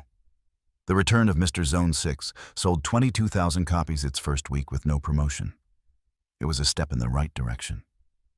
But in my life, one step forward always led to 2 steps back. 2 weeks after it dropped, I was in Memphis for a show. Coach came to my hotel and said I had a warrant. A battery complaint from a girl. I remembered her. I'd picked her up outside South DeKalb Mall. She wanted a ride to Buckhead. I told her I wasn't a taxi. We argued, and I pushed her out. Now she was pressing charges. It was never ending. The cycle was closing in again. Chapter 18. I'm up. Man, I had barely touched down back home, less than a week out, when I got that call that straight broke me. My dog Dunk got shot and killed. That night, he was supposed to be with Waka. But instead, he pulled up to meet me at a studio out in East Atlanta. We were about to shoot the video for Push-Ups off that VIII tape. He had a feature on it. I hadn't even made it to the spot yet when he ran into some dude. Words got exchanged. Next thing you know, bam. Dude pulled a strap and shot him. That tore me up. Still does. I hated everything about how that went down. Hated that Dunk even showed up that night 'cause of me. See, everybody in the streets knew Dunk was Waka's right-hand, day one type of friend. But he wasn't just Waka's man. Me and Dunk were close too. Real close. What y'all don't know is when me and Waka had our fallouts, and we had a few, Dunk was always the one patching things up, playing middleman. He kept the peace. That was our glue right there. Losing him? That hurt bad. I had just got out of DeKalb County that week. My mind was on getting back to work, bouncing back from a rough-ass year full of setbacks. But losing Dunk? That almost sent me spiraling right back into that dark place. It was like the universe testing me again. But I had somebody in my corner that kept me focused. Mike Will made it. I had linked back up with him right before I went in last time. And that man helped keep my head straight. Now everybody knows Zay's my go-to. Zay Tovin and me go back. He my dog. He'll cook up a beat, I'll hop on it, and whatever I spit, he hype about it. That's how we been since day one. Zay always gassed me up. But Mike Will? He a whole different breed. Mike younger than me by a decade, but the dude got opinions like an OG. Man a perfectionist. He'll hop up from behind the boards, walk in the booth mid-session, and straight up tell me, "Yo, you gotta switch this up." That ain't it. I remember Coach told him not to do that. Said, "Let goo-wop work." But Mike ain't care. Dude had confidence, and in the studio, that's an asset. He pushed me, so the week I came home, me and Mike Will locked in over at Patchwork. We got started on Trapback, my comeback. It was like the rebirth of Zone 6 Gucci. I had some hiccups going back to jail right after, but that tape, that was the one. I knew it. I came with a stack of raps I wrote while locked up, but after a few songs, Mike stopped me like, "Nah, throw all that out. We freestyling like we did over the summer." Zay would have never said that. But that's the difference. Zay, my brother, but Mike'll stay in the studio all night long, whether it's his beat or not. Whether it's Zay, Sonny Digital, Drumma Boy, don't matter. Mike always got thoughts, always got a take. Those ad-libs? Do 'em over. You can do harder than that. Bring that old Gucci back, and even though I ain't like hearing it, I respected it. 'Cause not a lot of folks talk to me like that. Mike made it feel like a job sometimes, but it kept me sharp. Trapback came out a month later, and that work paid off. The critics, they felt it. All hip-hop said it was my best since 08. XXL said I was back in my bag, off that BAYTL mess, and on my real trap vibes again. Pitchfork even showed love, talking about how Mike Will's beats and Zay's keys meshed with my voice like Tetris blocks. The streets? They spoke even louder. Plain Jane, the biggest joint on that tape, produced by Mike Will with Rocco featured, man. That track blew the hood up. It never hit radio or got an official single drop, but every city I hit, that's what the crowd wanted. Still to this day, I can't do a show without running that record. That whole Trapback era, it brought me back to life. I wasn't all the way where I wanted to be yet, but I was moving in the right direction. Then came another call, this time from Mariah Carey. I was in Minnesota, doing a show, walking through the Mall of America when my phone rang. It was Mariah. We had linked before when I did Obsessed back in 09, but this was random. She was pregnant with twins at the time, so I knew it had to be serious. "Gucci, remember Brett Ratner?" she asked. "He wants to put you in a movie." Turns out the director wasn't even Brett. It was Harmony Korine. That name ain't ring no bells at first. But then I remembered. He made Kids and Gummo, them weird-ass flicks from back in the day. Dark stuff, but I liked it. Harmony wanted me bad for Spring Breakers. He even pushed filming back just to wait for me to finish up my jail bids. Wanted me to play Archie, the villain going against James Franco's character, Alien. Franco I knew, big-time actor. This was a real movie. Hollywood. I was in. Filming in St. Pete, Florida was no joke. We was on set 12 hours a day, then I'd hit the club for shows after. That last scene, my sex scene, I was high off fake weed, drinking lean, 2 naked chicks on me, snoring mid-scene. But somehow I still managed to drop the funniest line in the whole movie.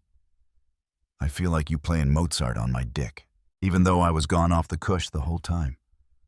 I learned a lot. Watching James Franco work his role, that boy was dedicated. He studied me, lived in that alien character. That role was him. He was locked in, just like I be in the booth. Working with the girls was cool too. Rachel Corrin was a fan of my music. Ashley Benson snapped a pic with my chain on. Selena Gomez? Nah, we never even met on set, despite the rumors. The movie experience had me inspired. I came back to Atlanta ready to boss up. Shot my own hood comedy called The Spot. Starred in it, produced it, brought in Rocco, Keisha, some ATL comedians, even the ATL twins from Spring Breakers. Then back to the booth. In May, I dropped I'm Up. I was back on my cocky Gucci wave. That tape had bangers. Wayne, Rick Ross, Chris Brown, all featured. And that's just the mixtape. I wasn't even paying for features. They just wanted to work with me. Even T.I. hopped on it, and me and Tip hadn't been cool in years. We was both in Patchwork Studios that night. T.I. in Studio B, me in A. We hadn't talked in forever, had beef before. But when we started chopping it up, it felt like old times. Like back when we filmed that Three Kings video. We both been through a lot. That night, we squashed it. I played him some joints. He picked Plain Jane, laid a verse on the spot, said he'd film his scene separate. And just like that, the whole collab came together. That summer I flew out to LA, linked with Harmony again to finish up Spring Breaker's voiceover. The next day, I did this wild-ass photo shoot for LRG. They had me in a mansion doing hood shit like fishing out the tub, playing dice on marble floors, eating burgers off a throne. Concept was called High-End Lowlifes. While I was at it, I hit up Future. We had a song called Fuck Da World. Future was hot, Mike Will was hot, I was hot. I told him, yo, let's shoot this video right now at this mansion. Future dropped everything and pulled up. Now we didn't have permission to shoot no video at this spot. But I ain't care. I said, roll the camera. Don't listen to what they say. We filming the biggest moment from that Cali trip though, meeting with Todd from Warner Brothers. I wanted to show him I got my act together. No more mess, no more excuses. I had Trap Back, I'm Up, Spring Breakers, and now another tape coming. I told him, I'm sorry for the old Gucci. I'm focused now. We hugged it out. But business was still business. I told him we needed real money for the next album, just like I had with The Appeal. Todd couldn't restructure my deal, but he gave me the green light to sell my tapes on iTunes. Then he hit me with this. You should start calling yourself the Trap God. Man was crazy, but he was onto something. I said, bet. Dropped Trap God as a mixtape, put it out on iTunes, and that's how the whole Trap God name got born. That was the last move Todd made before leaving Warner.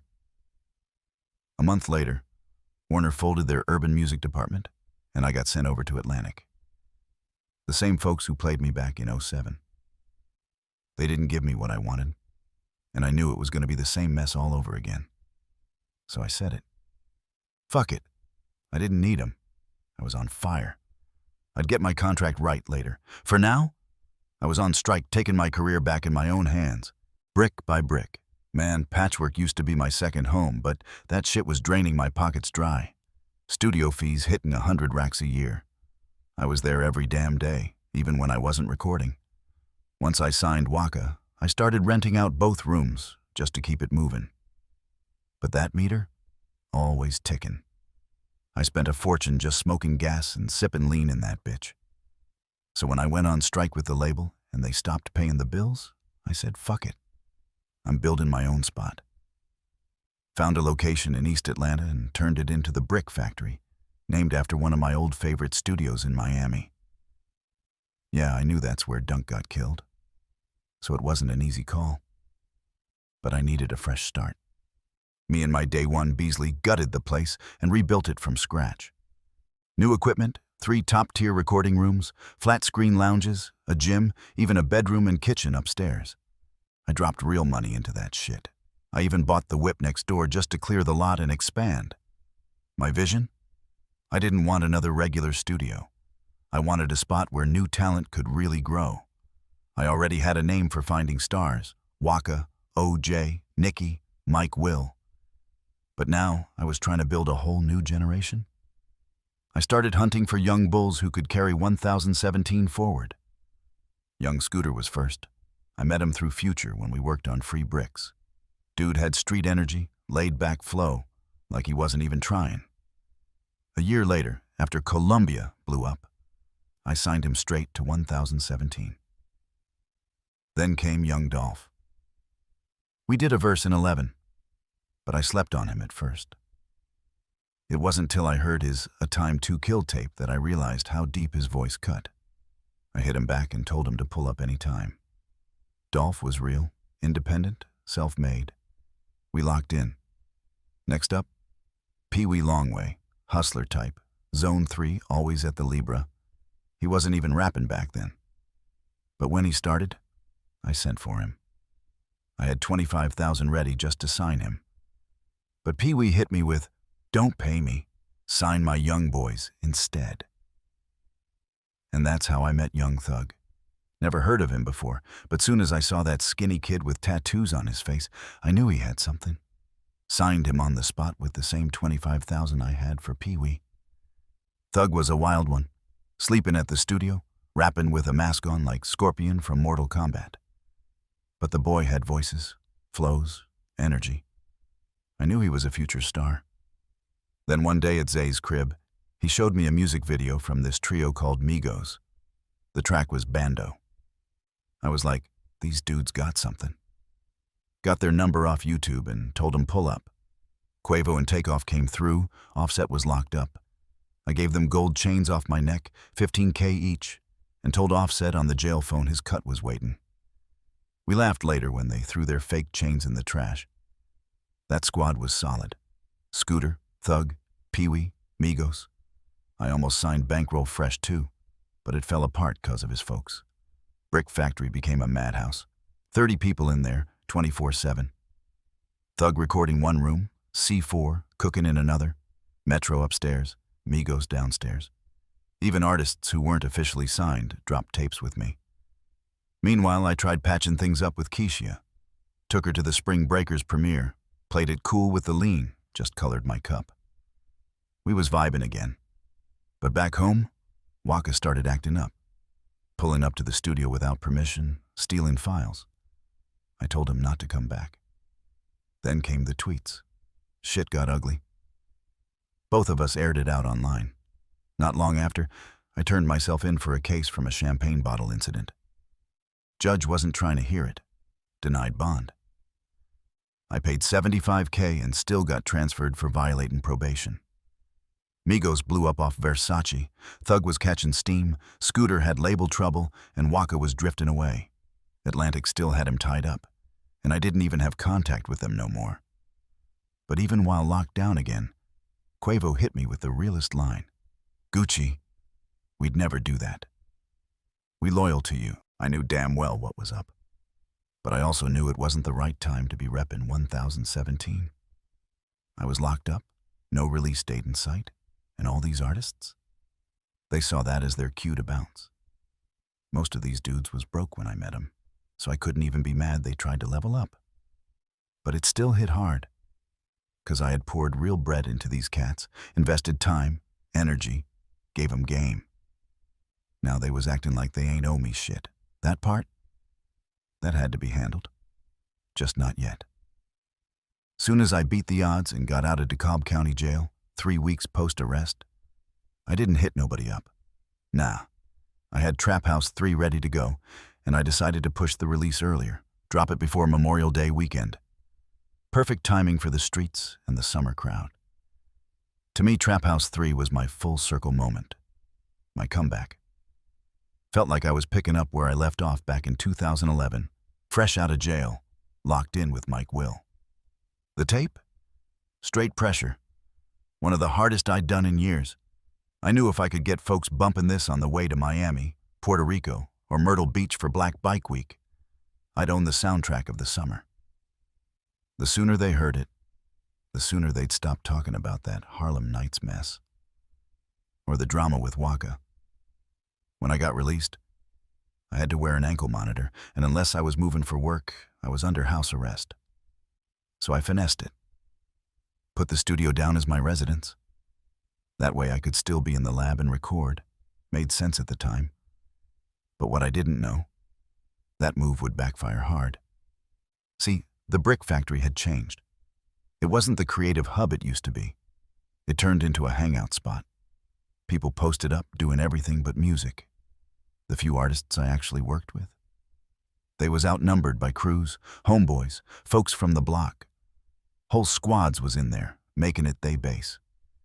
And since the brick was dead in the middle of my old hood, I was running into old heads from Zone 6 Clique, dudes who was still deep in them streets, real street cats.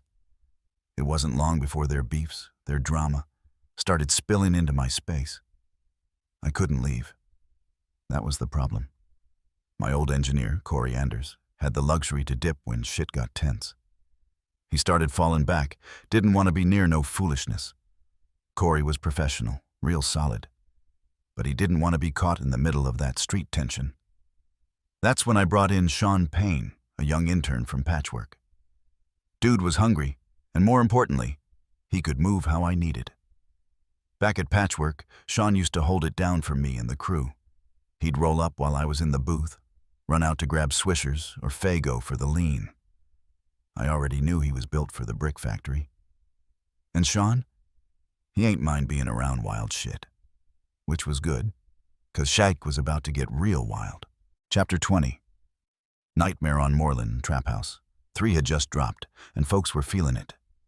It wasn't some crazy Billboard shit, but I did that tape independent, and I was seeing real money off every unit, every stream, every sale. The brick factory experiment? That shit was finally working. I was proud of that. But here's the real. I couldn't enjoy none of it. Not one bit. My mind was cooked. I had a gun charge hanging over my head, probation hearing coming up, artists flipping on me, old beefs heating up again. The studio started feeling like a war zone. All that pressure. It turned into full-blown paranoia. Most of that came from the lean and the weed. Yeah, but some of it was real. I ain't just imagining shit. I'd seen homies get clapped in studios before. I had real enemies out there, real guns pointed at me in the past. And I was boxed in, stuck in a hood I'd stacked too many problems in over 2 decades. That paranoia, it had teeth. I stopped sleeping. I was pouring lean non-stop, smoking like a chimney. I was spending a rack a pint, and I was going through a pint a day. That's a stack, every 24 hours. Add a few hundred for the weed.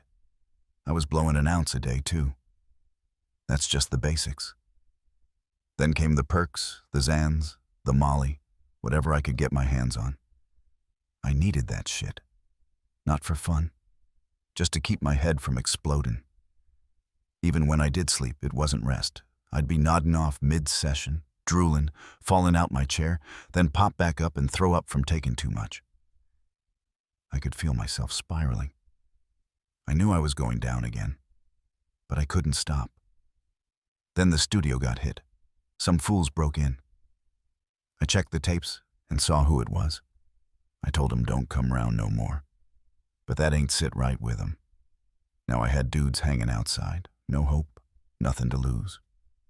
Back in the summer, I'd told folks the brick factory was like Fort Knox. That was just talk, 'cause of the cameras and the gate. But now, that place felt like a damn arsenal. Guns everywhere. Paranoia on 100. Artists dropping off, regulars disappearing.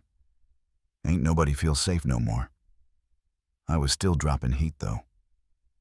3 tapes at once. World War III, Molly, Gas, and Lean. Then I started working on Diary of a Trap God. That whole project came out of the darkest pit in my mind.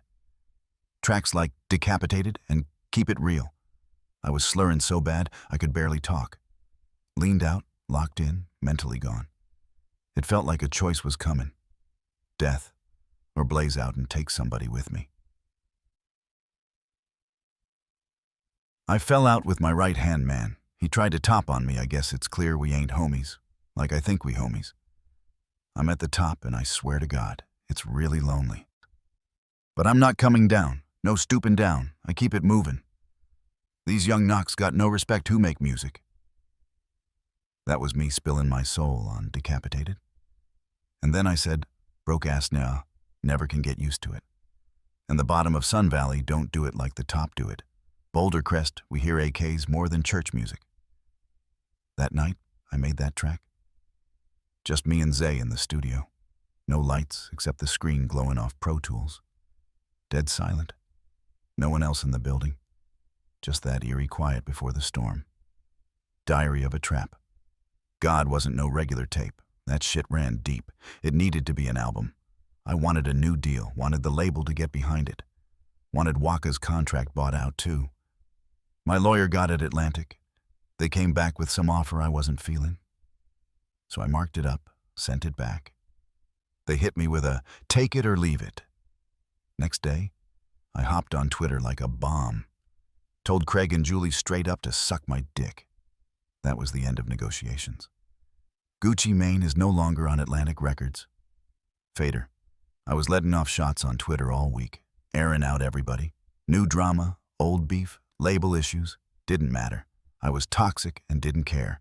I wanted the world to know I wasn't playing, that I wasn't biting my tongue for nobody. Another lawyer hit me up like, chill. You got open cases, you wildin' too hard. I told him, fuck it. I'd already fired my entertainment lawyer. My criminal lawyer was next. I was on my way to his office to pull the plug completely. I didn't even know what he was really doing for me no more. I got into it with security at the office. Cops pulled up. They found a loaded piece in the area. I told him it wasn't mine. My lawyer ain't say shit either, attorney-client privilege or whatever. But I started wondering if I was being played. That same day, I violated house arrest just stepping outside. Then I was out here back in the hood, moving reckless, full meltdown mode. From the Texaco to the barbershop, everybody talking. I'd turned into Atlanta's one-man wrecking crew. Couldn't even remember what happened that weekend. September 12th, 13th, 14th. Then came the cops on Moreland. I was out, walking wild, not on my meds. Friend had called the police saying I was out of control. Officer rolled up, said he was there to help. I was smelling like weed, Glock in my jeans. I told him to take me to my mama's crib. They told me nah, but they'd call an ambulance. More cops pulled up. I started wildin', yelling, cursing, threatening. I told them I'd shoot them, said they was gay and trying to fuck me. Called them all kinds of slurs. That's when they cuffed me for disorderly. Found a bag of weed. Glock 40 in my pocket. Gave me a shot to calm me down, strapped me to a stretcher, rolled me to Grady. By the time I got there, charges were stacking. Disorderly conduct, felon in possession, concealed weapon, controlled substance. Open warrant, no injuries reported, but the real damage? That was inside me, and that shit was just getting started. Chapter 21. United States of America v. Radric Davis. They brought me straight to Grady Hospital, trying to see if I lost my mind or something. I was off the lean, doped up, talking crazy. Once I sobered up, I realized I was sitting in DeKalb County Jail. The look the nurses gave me, like I was some wild animal. That's when I knew. I must have come in acting possessed. The cell they threw me in, man, it was different. Empty, cold, no sheets, just a stiff-ass blanket and white walls staring back at me. The nurses peeked in like I was some psycho. "This is suicide watch," I heard one whisper. "He's off the deep end." Later that day, I hit the phone. "Keisha, I'm in jail. Can you come get me?" She sounded hurt. "After all that shit you said to me?" "I'm sorry," I told her. "I don't know what's wrong with me." But she didn't hang up. She said she'd come. She didn't. I laid there that night, stomach twisting, sweating bullets, withdrawal hitting hard, shaking, throwing up, cramps, cold sweats, all that. And I was alone. I knew that pain. That wasn't no regular hurt.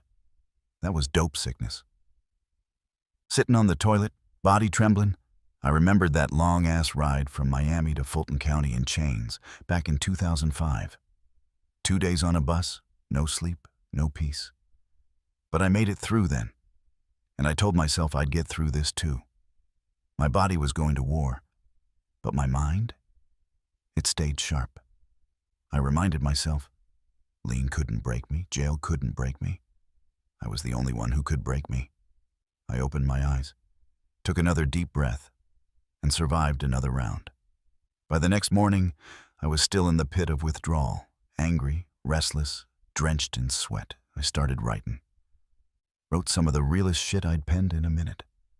I even posted a bunch of tweets from jail. I'm sorry. I've been on lean for over 10 years. I'm addicted. I need help. I'm going to rehab when I get out. Birdman, Ross, Drake, I was wrong. I regret it. I wrote some new heat. Wait till I'm out of this hellhole. Keisha never came to bond me out, and I snapped. I called her again, yelling, "Why the fuck ain't you come get me yet?" But real talk, she had her reasons. I'd gone off on her, yelled, acted wild. She still took all my calls, even though the fees were ridiculous. She wanted to help, but she couldn't. Turns out, I had 2 holds. One in Fulton, one in DeKalb. Nobody said nothing at arraignment. So I'm sitting there, waiting, thinking I'm about to be free. But nope, still locked. Then came September 27th. They hit me with 6 months for probation violation. I dropped 25 pounds in that cell, went from 265 to 240. Couldn't eat, just felt sick and weak. But my mind started shifting. I told myself, if I'm gonna be here, I'm gonna use this time to get better. They moved me back to general population. I had a court date in November. But the new charges? Shit was stacking up. Concealed weapon, felon with a firearm, disorderly conduct, possession of weed, less than an ounce. And that was just the beginning. So I made a decision. I started running laps, up and down steps. At first just 1 flight, out of breath. Then 2, then 3, then 5, then 20. I ain't just sweating out toxins, I was sweating out my demons. I looked in the mirror one day and didn't even recognize myself, in a good way. You looking good, Gucci? Your skin clear? You talking better? I felt it too. I wasn't just getting stronger, I was getting right. Then came the big one. November 19th, 2013. Federal grand jury hit me with 2 counts for being a felon with a firearm. One from the Kroger incident, one from the lawyer's office incident. 10 years each. That's 20 off rip. Plus the Fulton assault case. Altogether, I was facing 35 years. Fuck. I did the math. If they gave me all 35, I was done. Even 10 could kill my career. They wanted to make an example out of me. And I'd never felt fear like that before. After Thanksgiving, they shipped me off to Robert A. Dayton Detention Facility in Lovejoy, Georgia. Place full of Puerto Rican and black inmates, most of them federal. That was a different world. But I held my own. I saw a familiar face. Do Dirty, my old homie from Savannah.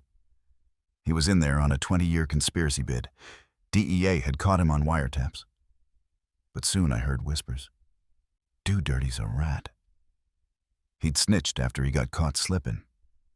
I ain't have beef with him, but I couldn't be seen chillin' with someone wearing that jacket. I had to fall back. Behind bars, that's the rule. You get too friendly with a snitch, and you just put a target on your back. And where I was headed, there was no room for mistakes. Chapter 22, Maverick. Every time I got locked up, it messed with my head. But this time, this one hit different. I was in some spot like an hour out of Atlanta. Barely knew a soul there. Didn't know how long I'd be stuck. I kept working out, trying to stay sane, but that wasn't enough. I needed more. I had to stay tapped in. Had to keep my name moving out in the world while I was stuck behind bars. Music? That was the one thing I wasn't short on. Brick factory was shut down, yeah. But I moved all my stuff to a storage unit right across the street. I had stacks of hard drives full of unreleased heat, tapes from back in the day, studio sessions from Patchwork and all over. So even from behind the wall, I stayed dropping tapes. I passed the torch to Sean, told him to go through the archives, pick the best, and get it out. Dude worked non-stop. I think he put out like 25 mixtapes while I was still locked up. Those releases? They kept my name alive. Kept some money trickling in too. But nothing was really blowing up like before. Still, the legend of Gucci kept growing. And why? Because all them young cats I brought up at Brick Factory, they were popping off. You could see my fingerprints all over the game. The way they talked, the beats they picked, their whole style. It was clear they came from my tree. Migos, who I passed off to P and Coach, they scored a deal with Todd and Leor at 300. Metro boomin'. Kid went from a freshman at Morehouse to holding a platinum plaque. Pee-wee and Dolph were on their grind. And Thug? Man, Thug was the wild card. I signed Thug to Brick Squad on a vibe. No one saw it coming. Now folks were trying to bid for his contract. Birdman, Wayne, everyone wanted a piece. Media started wildin', like I was beefing with Thug or something. But nah, I had no problem with it. I wasn't mad. Look, if Thug go to Bird or Wayne, that's his move. I ain't gonna be like them Falcons fans blaming Vic for drafting Matt Ryan. You gotta let folks make the best move for them. He signed with 300. I was cool with that. I trusted Todd. I knew Thug would be in good hands, and I got my piece. Fair deal. I didn't try to hold him back. No jealousy. See, I put a lot of light on Thug. We made some crazy music together. But his drive, his talent, that's what got him where he at. I always wanted him to reach his peak. 1017, cash money, 300, whatever it took. If things didn't go right for him, I couldn't hold that guilt. I did what I could. What hurt me was the idea that he could have blown up even bigger. But some contract might have locked him up. I know how that feels. I've been there too. When I was in the streets, I did some grimy shit. No cap. But I never snaked nobody in this music game. Never finessed someone on a deal. Business was business, and if someone put their trust in me, I made sure I stood on that. Even if shit got messy, I stayed loyal. I loved them boys. Not just as artists, as people. That brick factory wasn't just business. It was fam. We worked, sure, but we also partied, gambled, watched games, joked around. It was always love. No matter what happened, I was always rooting for Thug, for Migos, for Dolph, for Scooter, for Pee-wee, for Waka, for OJ. That's real. Still do to this day.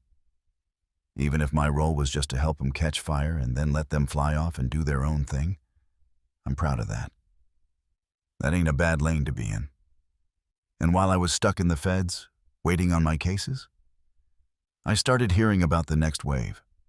Fetty Wap, I Love McConaughey, 21 Savage, Kodak Black, Lil Yachty, Dreezy. Kids I never even met. But they was screaming free guwap like I was their OG, putting out music in my honor, saying I was their biggest influence. Chapter 23. Con Air, May 13th, 2014. I stood up in court and took that charge on the chin, possession of a firearm by a felon. Feds agreed to drop the second count if I gave up rights to that loaded .45 they found chillin' in my lawyer's office.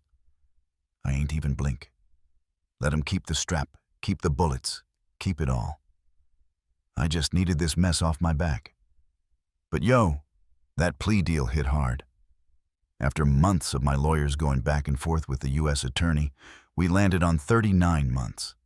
That's 3 years and 3 months. Sounded like forever. But I wasn't about to gamble with 20 years in a trial. Nah. I took the L and kept it moving. I could eat that 39. I could come back, rebuild, maybe even flip it to a win when I got out. In the courtroom, Judge Jones asked, "You agree with everything that's been said today?" "Yes, sir." "You understand the charges?" "Yes." "You guilty of count 1?" "Yeah." No lies, no games. I stood 10 toes down. They asked if I needed anything cleared up. I said, "Nah, I understand everything." Judge made it official. The plea was in. I was now guilty, and the real countdown had started. Couple months later, I took another hit. Pled guilty for that mess at Harlem Nights with the soldier. Got another 3 years, but I'd serve both sentences concurrently. No more county. I was Fed bound. The Lovejoy spot, where I'd been stuck waiting, was no longer home. Time to level up. To real Fed time. My lawyer tried to help, told the judge I was getting clean, staying focused. Asked for Taft or Sheridan, low security, rehab-friendly joints. I'd been sober a year, and I was dead serious. No more lean, no more pills, no nothing. I ain't want to be that dude no more. Judge was cool, but let's be real. The feds choose where you land, not the court. One night, no warning, they came for me. Me and a few heads got bussed to this backroad airstrip.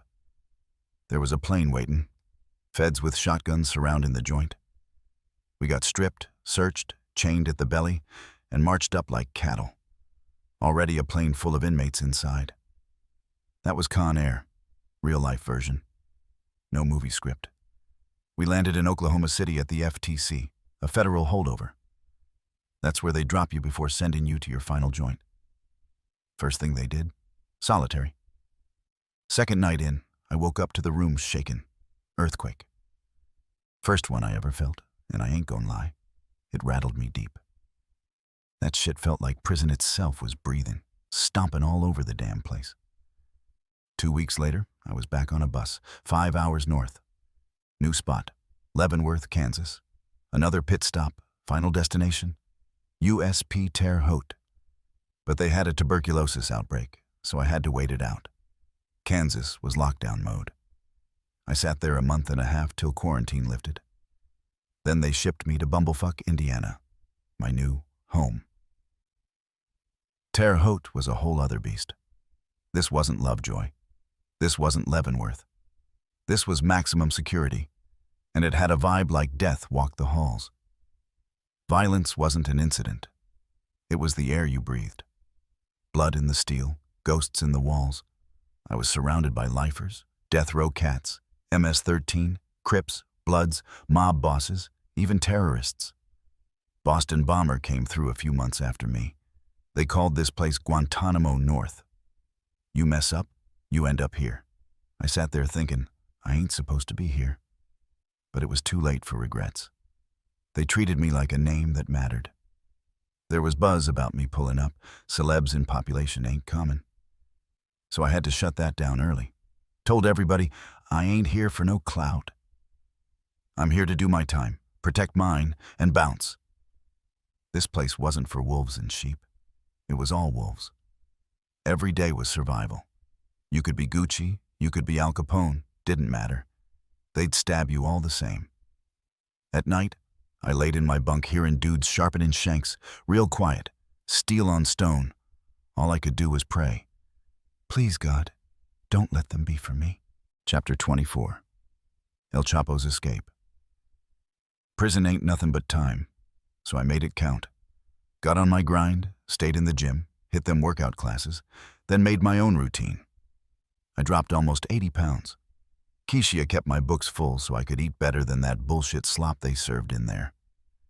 Ended up working in the kitchen too, made it stretch. But I wasn't just building muscle, I was building my mind. Reading everything I could, self-help, real-life hustler game. Tony Robbins, Deepak Chopra, Gladwell, Mike Tyson's book. Even got into bios of Pimp C, Jimi Hendrix, just absorbing game. I had this little MP3 player from Commissary, started loading beats from the BOP music server, and boom, I was back writing rhymes. First time in a minute. Before I was too bitter, too angry. Mad at the industry, mad at life, mad at everybody. I was pointing fingers at the world instead of facing myself. But prison'll humble you. Ain't no love in there. But the hell of it. It taught me to be grateful. Out there, I had a dope life waiting on me. A career people still believed in, maybe more than ever. And I had dreams.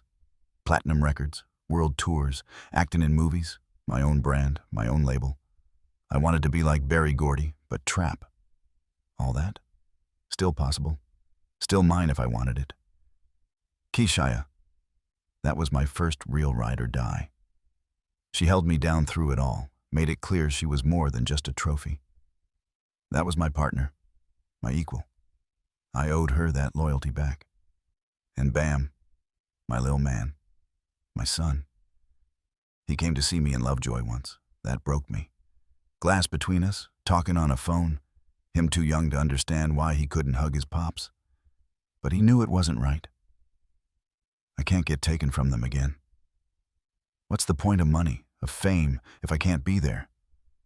If I keep landing back in jail? Or worse, Odin on lean, catching seizures, ending up shot or paralyzed?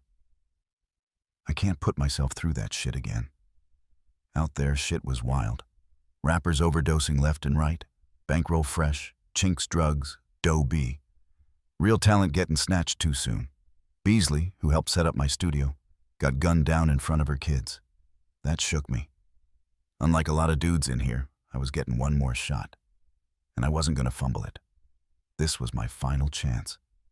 I had to move smart now. Then came that day. July 12th, 2015. I walk into the day room, and the whole joint's gathered around the TV. Looking hyped. Word just dropped. El Chapo escaped again. My man really did it.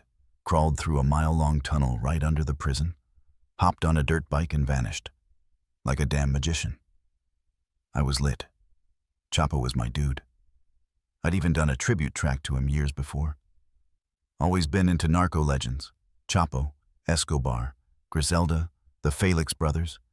I studied them like war generals. Brain started spinning. How can I flip this? Maybe get Sean to jump on a freestyle over the phone. Drop a hot El Chapo tape while the topic's buzzing. Even thought about reworking old tracks, making a dope-ass cover, and blasting it everywhere. I hopped on Core Links, the prison's email system, typing ideas for the El Chapo mixtape. Midway through writing, I stopped. Like, hold up. Glorifying a jailbreak when I'm trying to get out early? Not the best move. By February 2016, we finally squared things with Bop. They had my release down as March 2017. 'Cause they ain't count my time served. We got it fixed. New date, September 20th, 2016. But even better, they was letting me come home in May on house arrest. Just 3 more months. I couldn't wait to be home. Keisha, Bam, my family, my team. I missed all of them. I couldn't wait to get back to work. Todd had patched things up with Atlantic. They was ready to roll out the red carpet for my comeback. Album time. All those tracks I wrote in the cell just needed beats.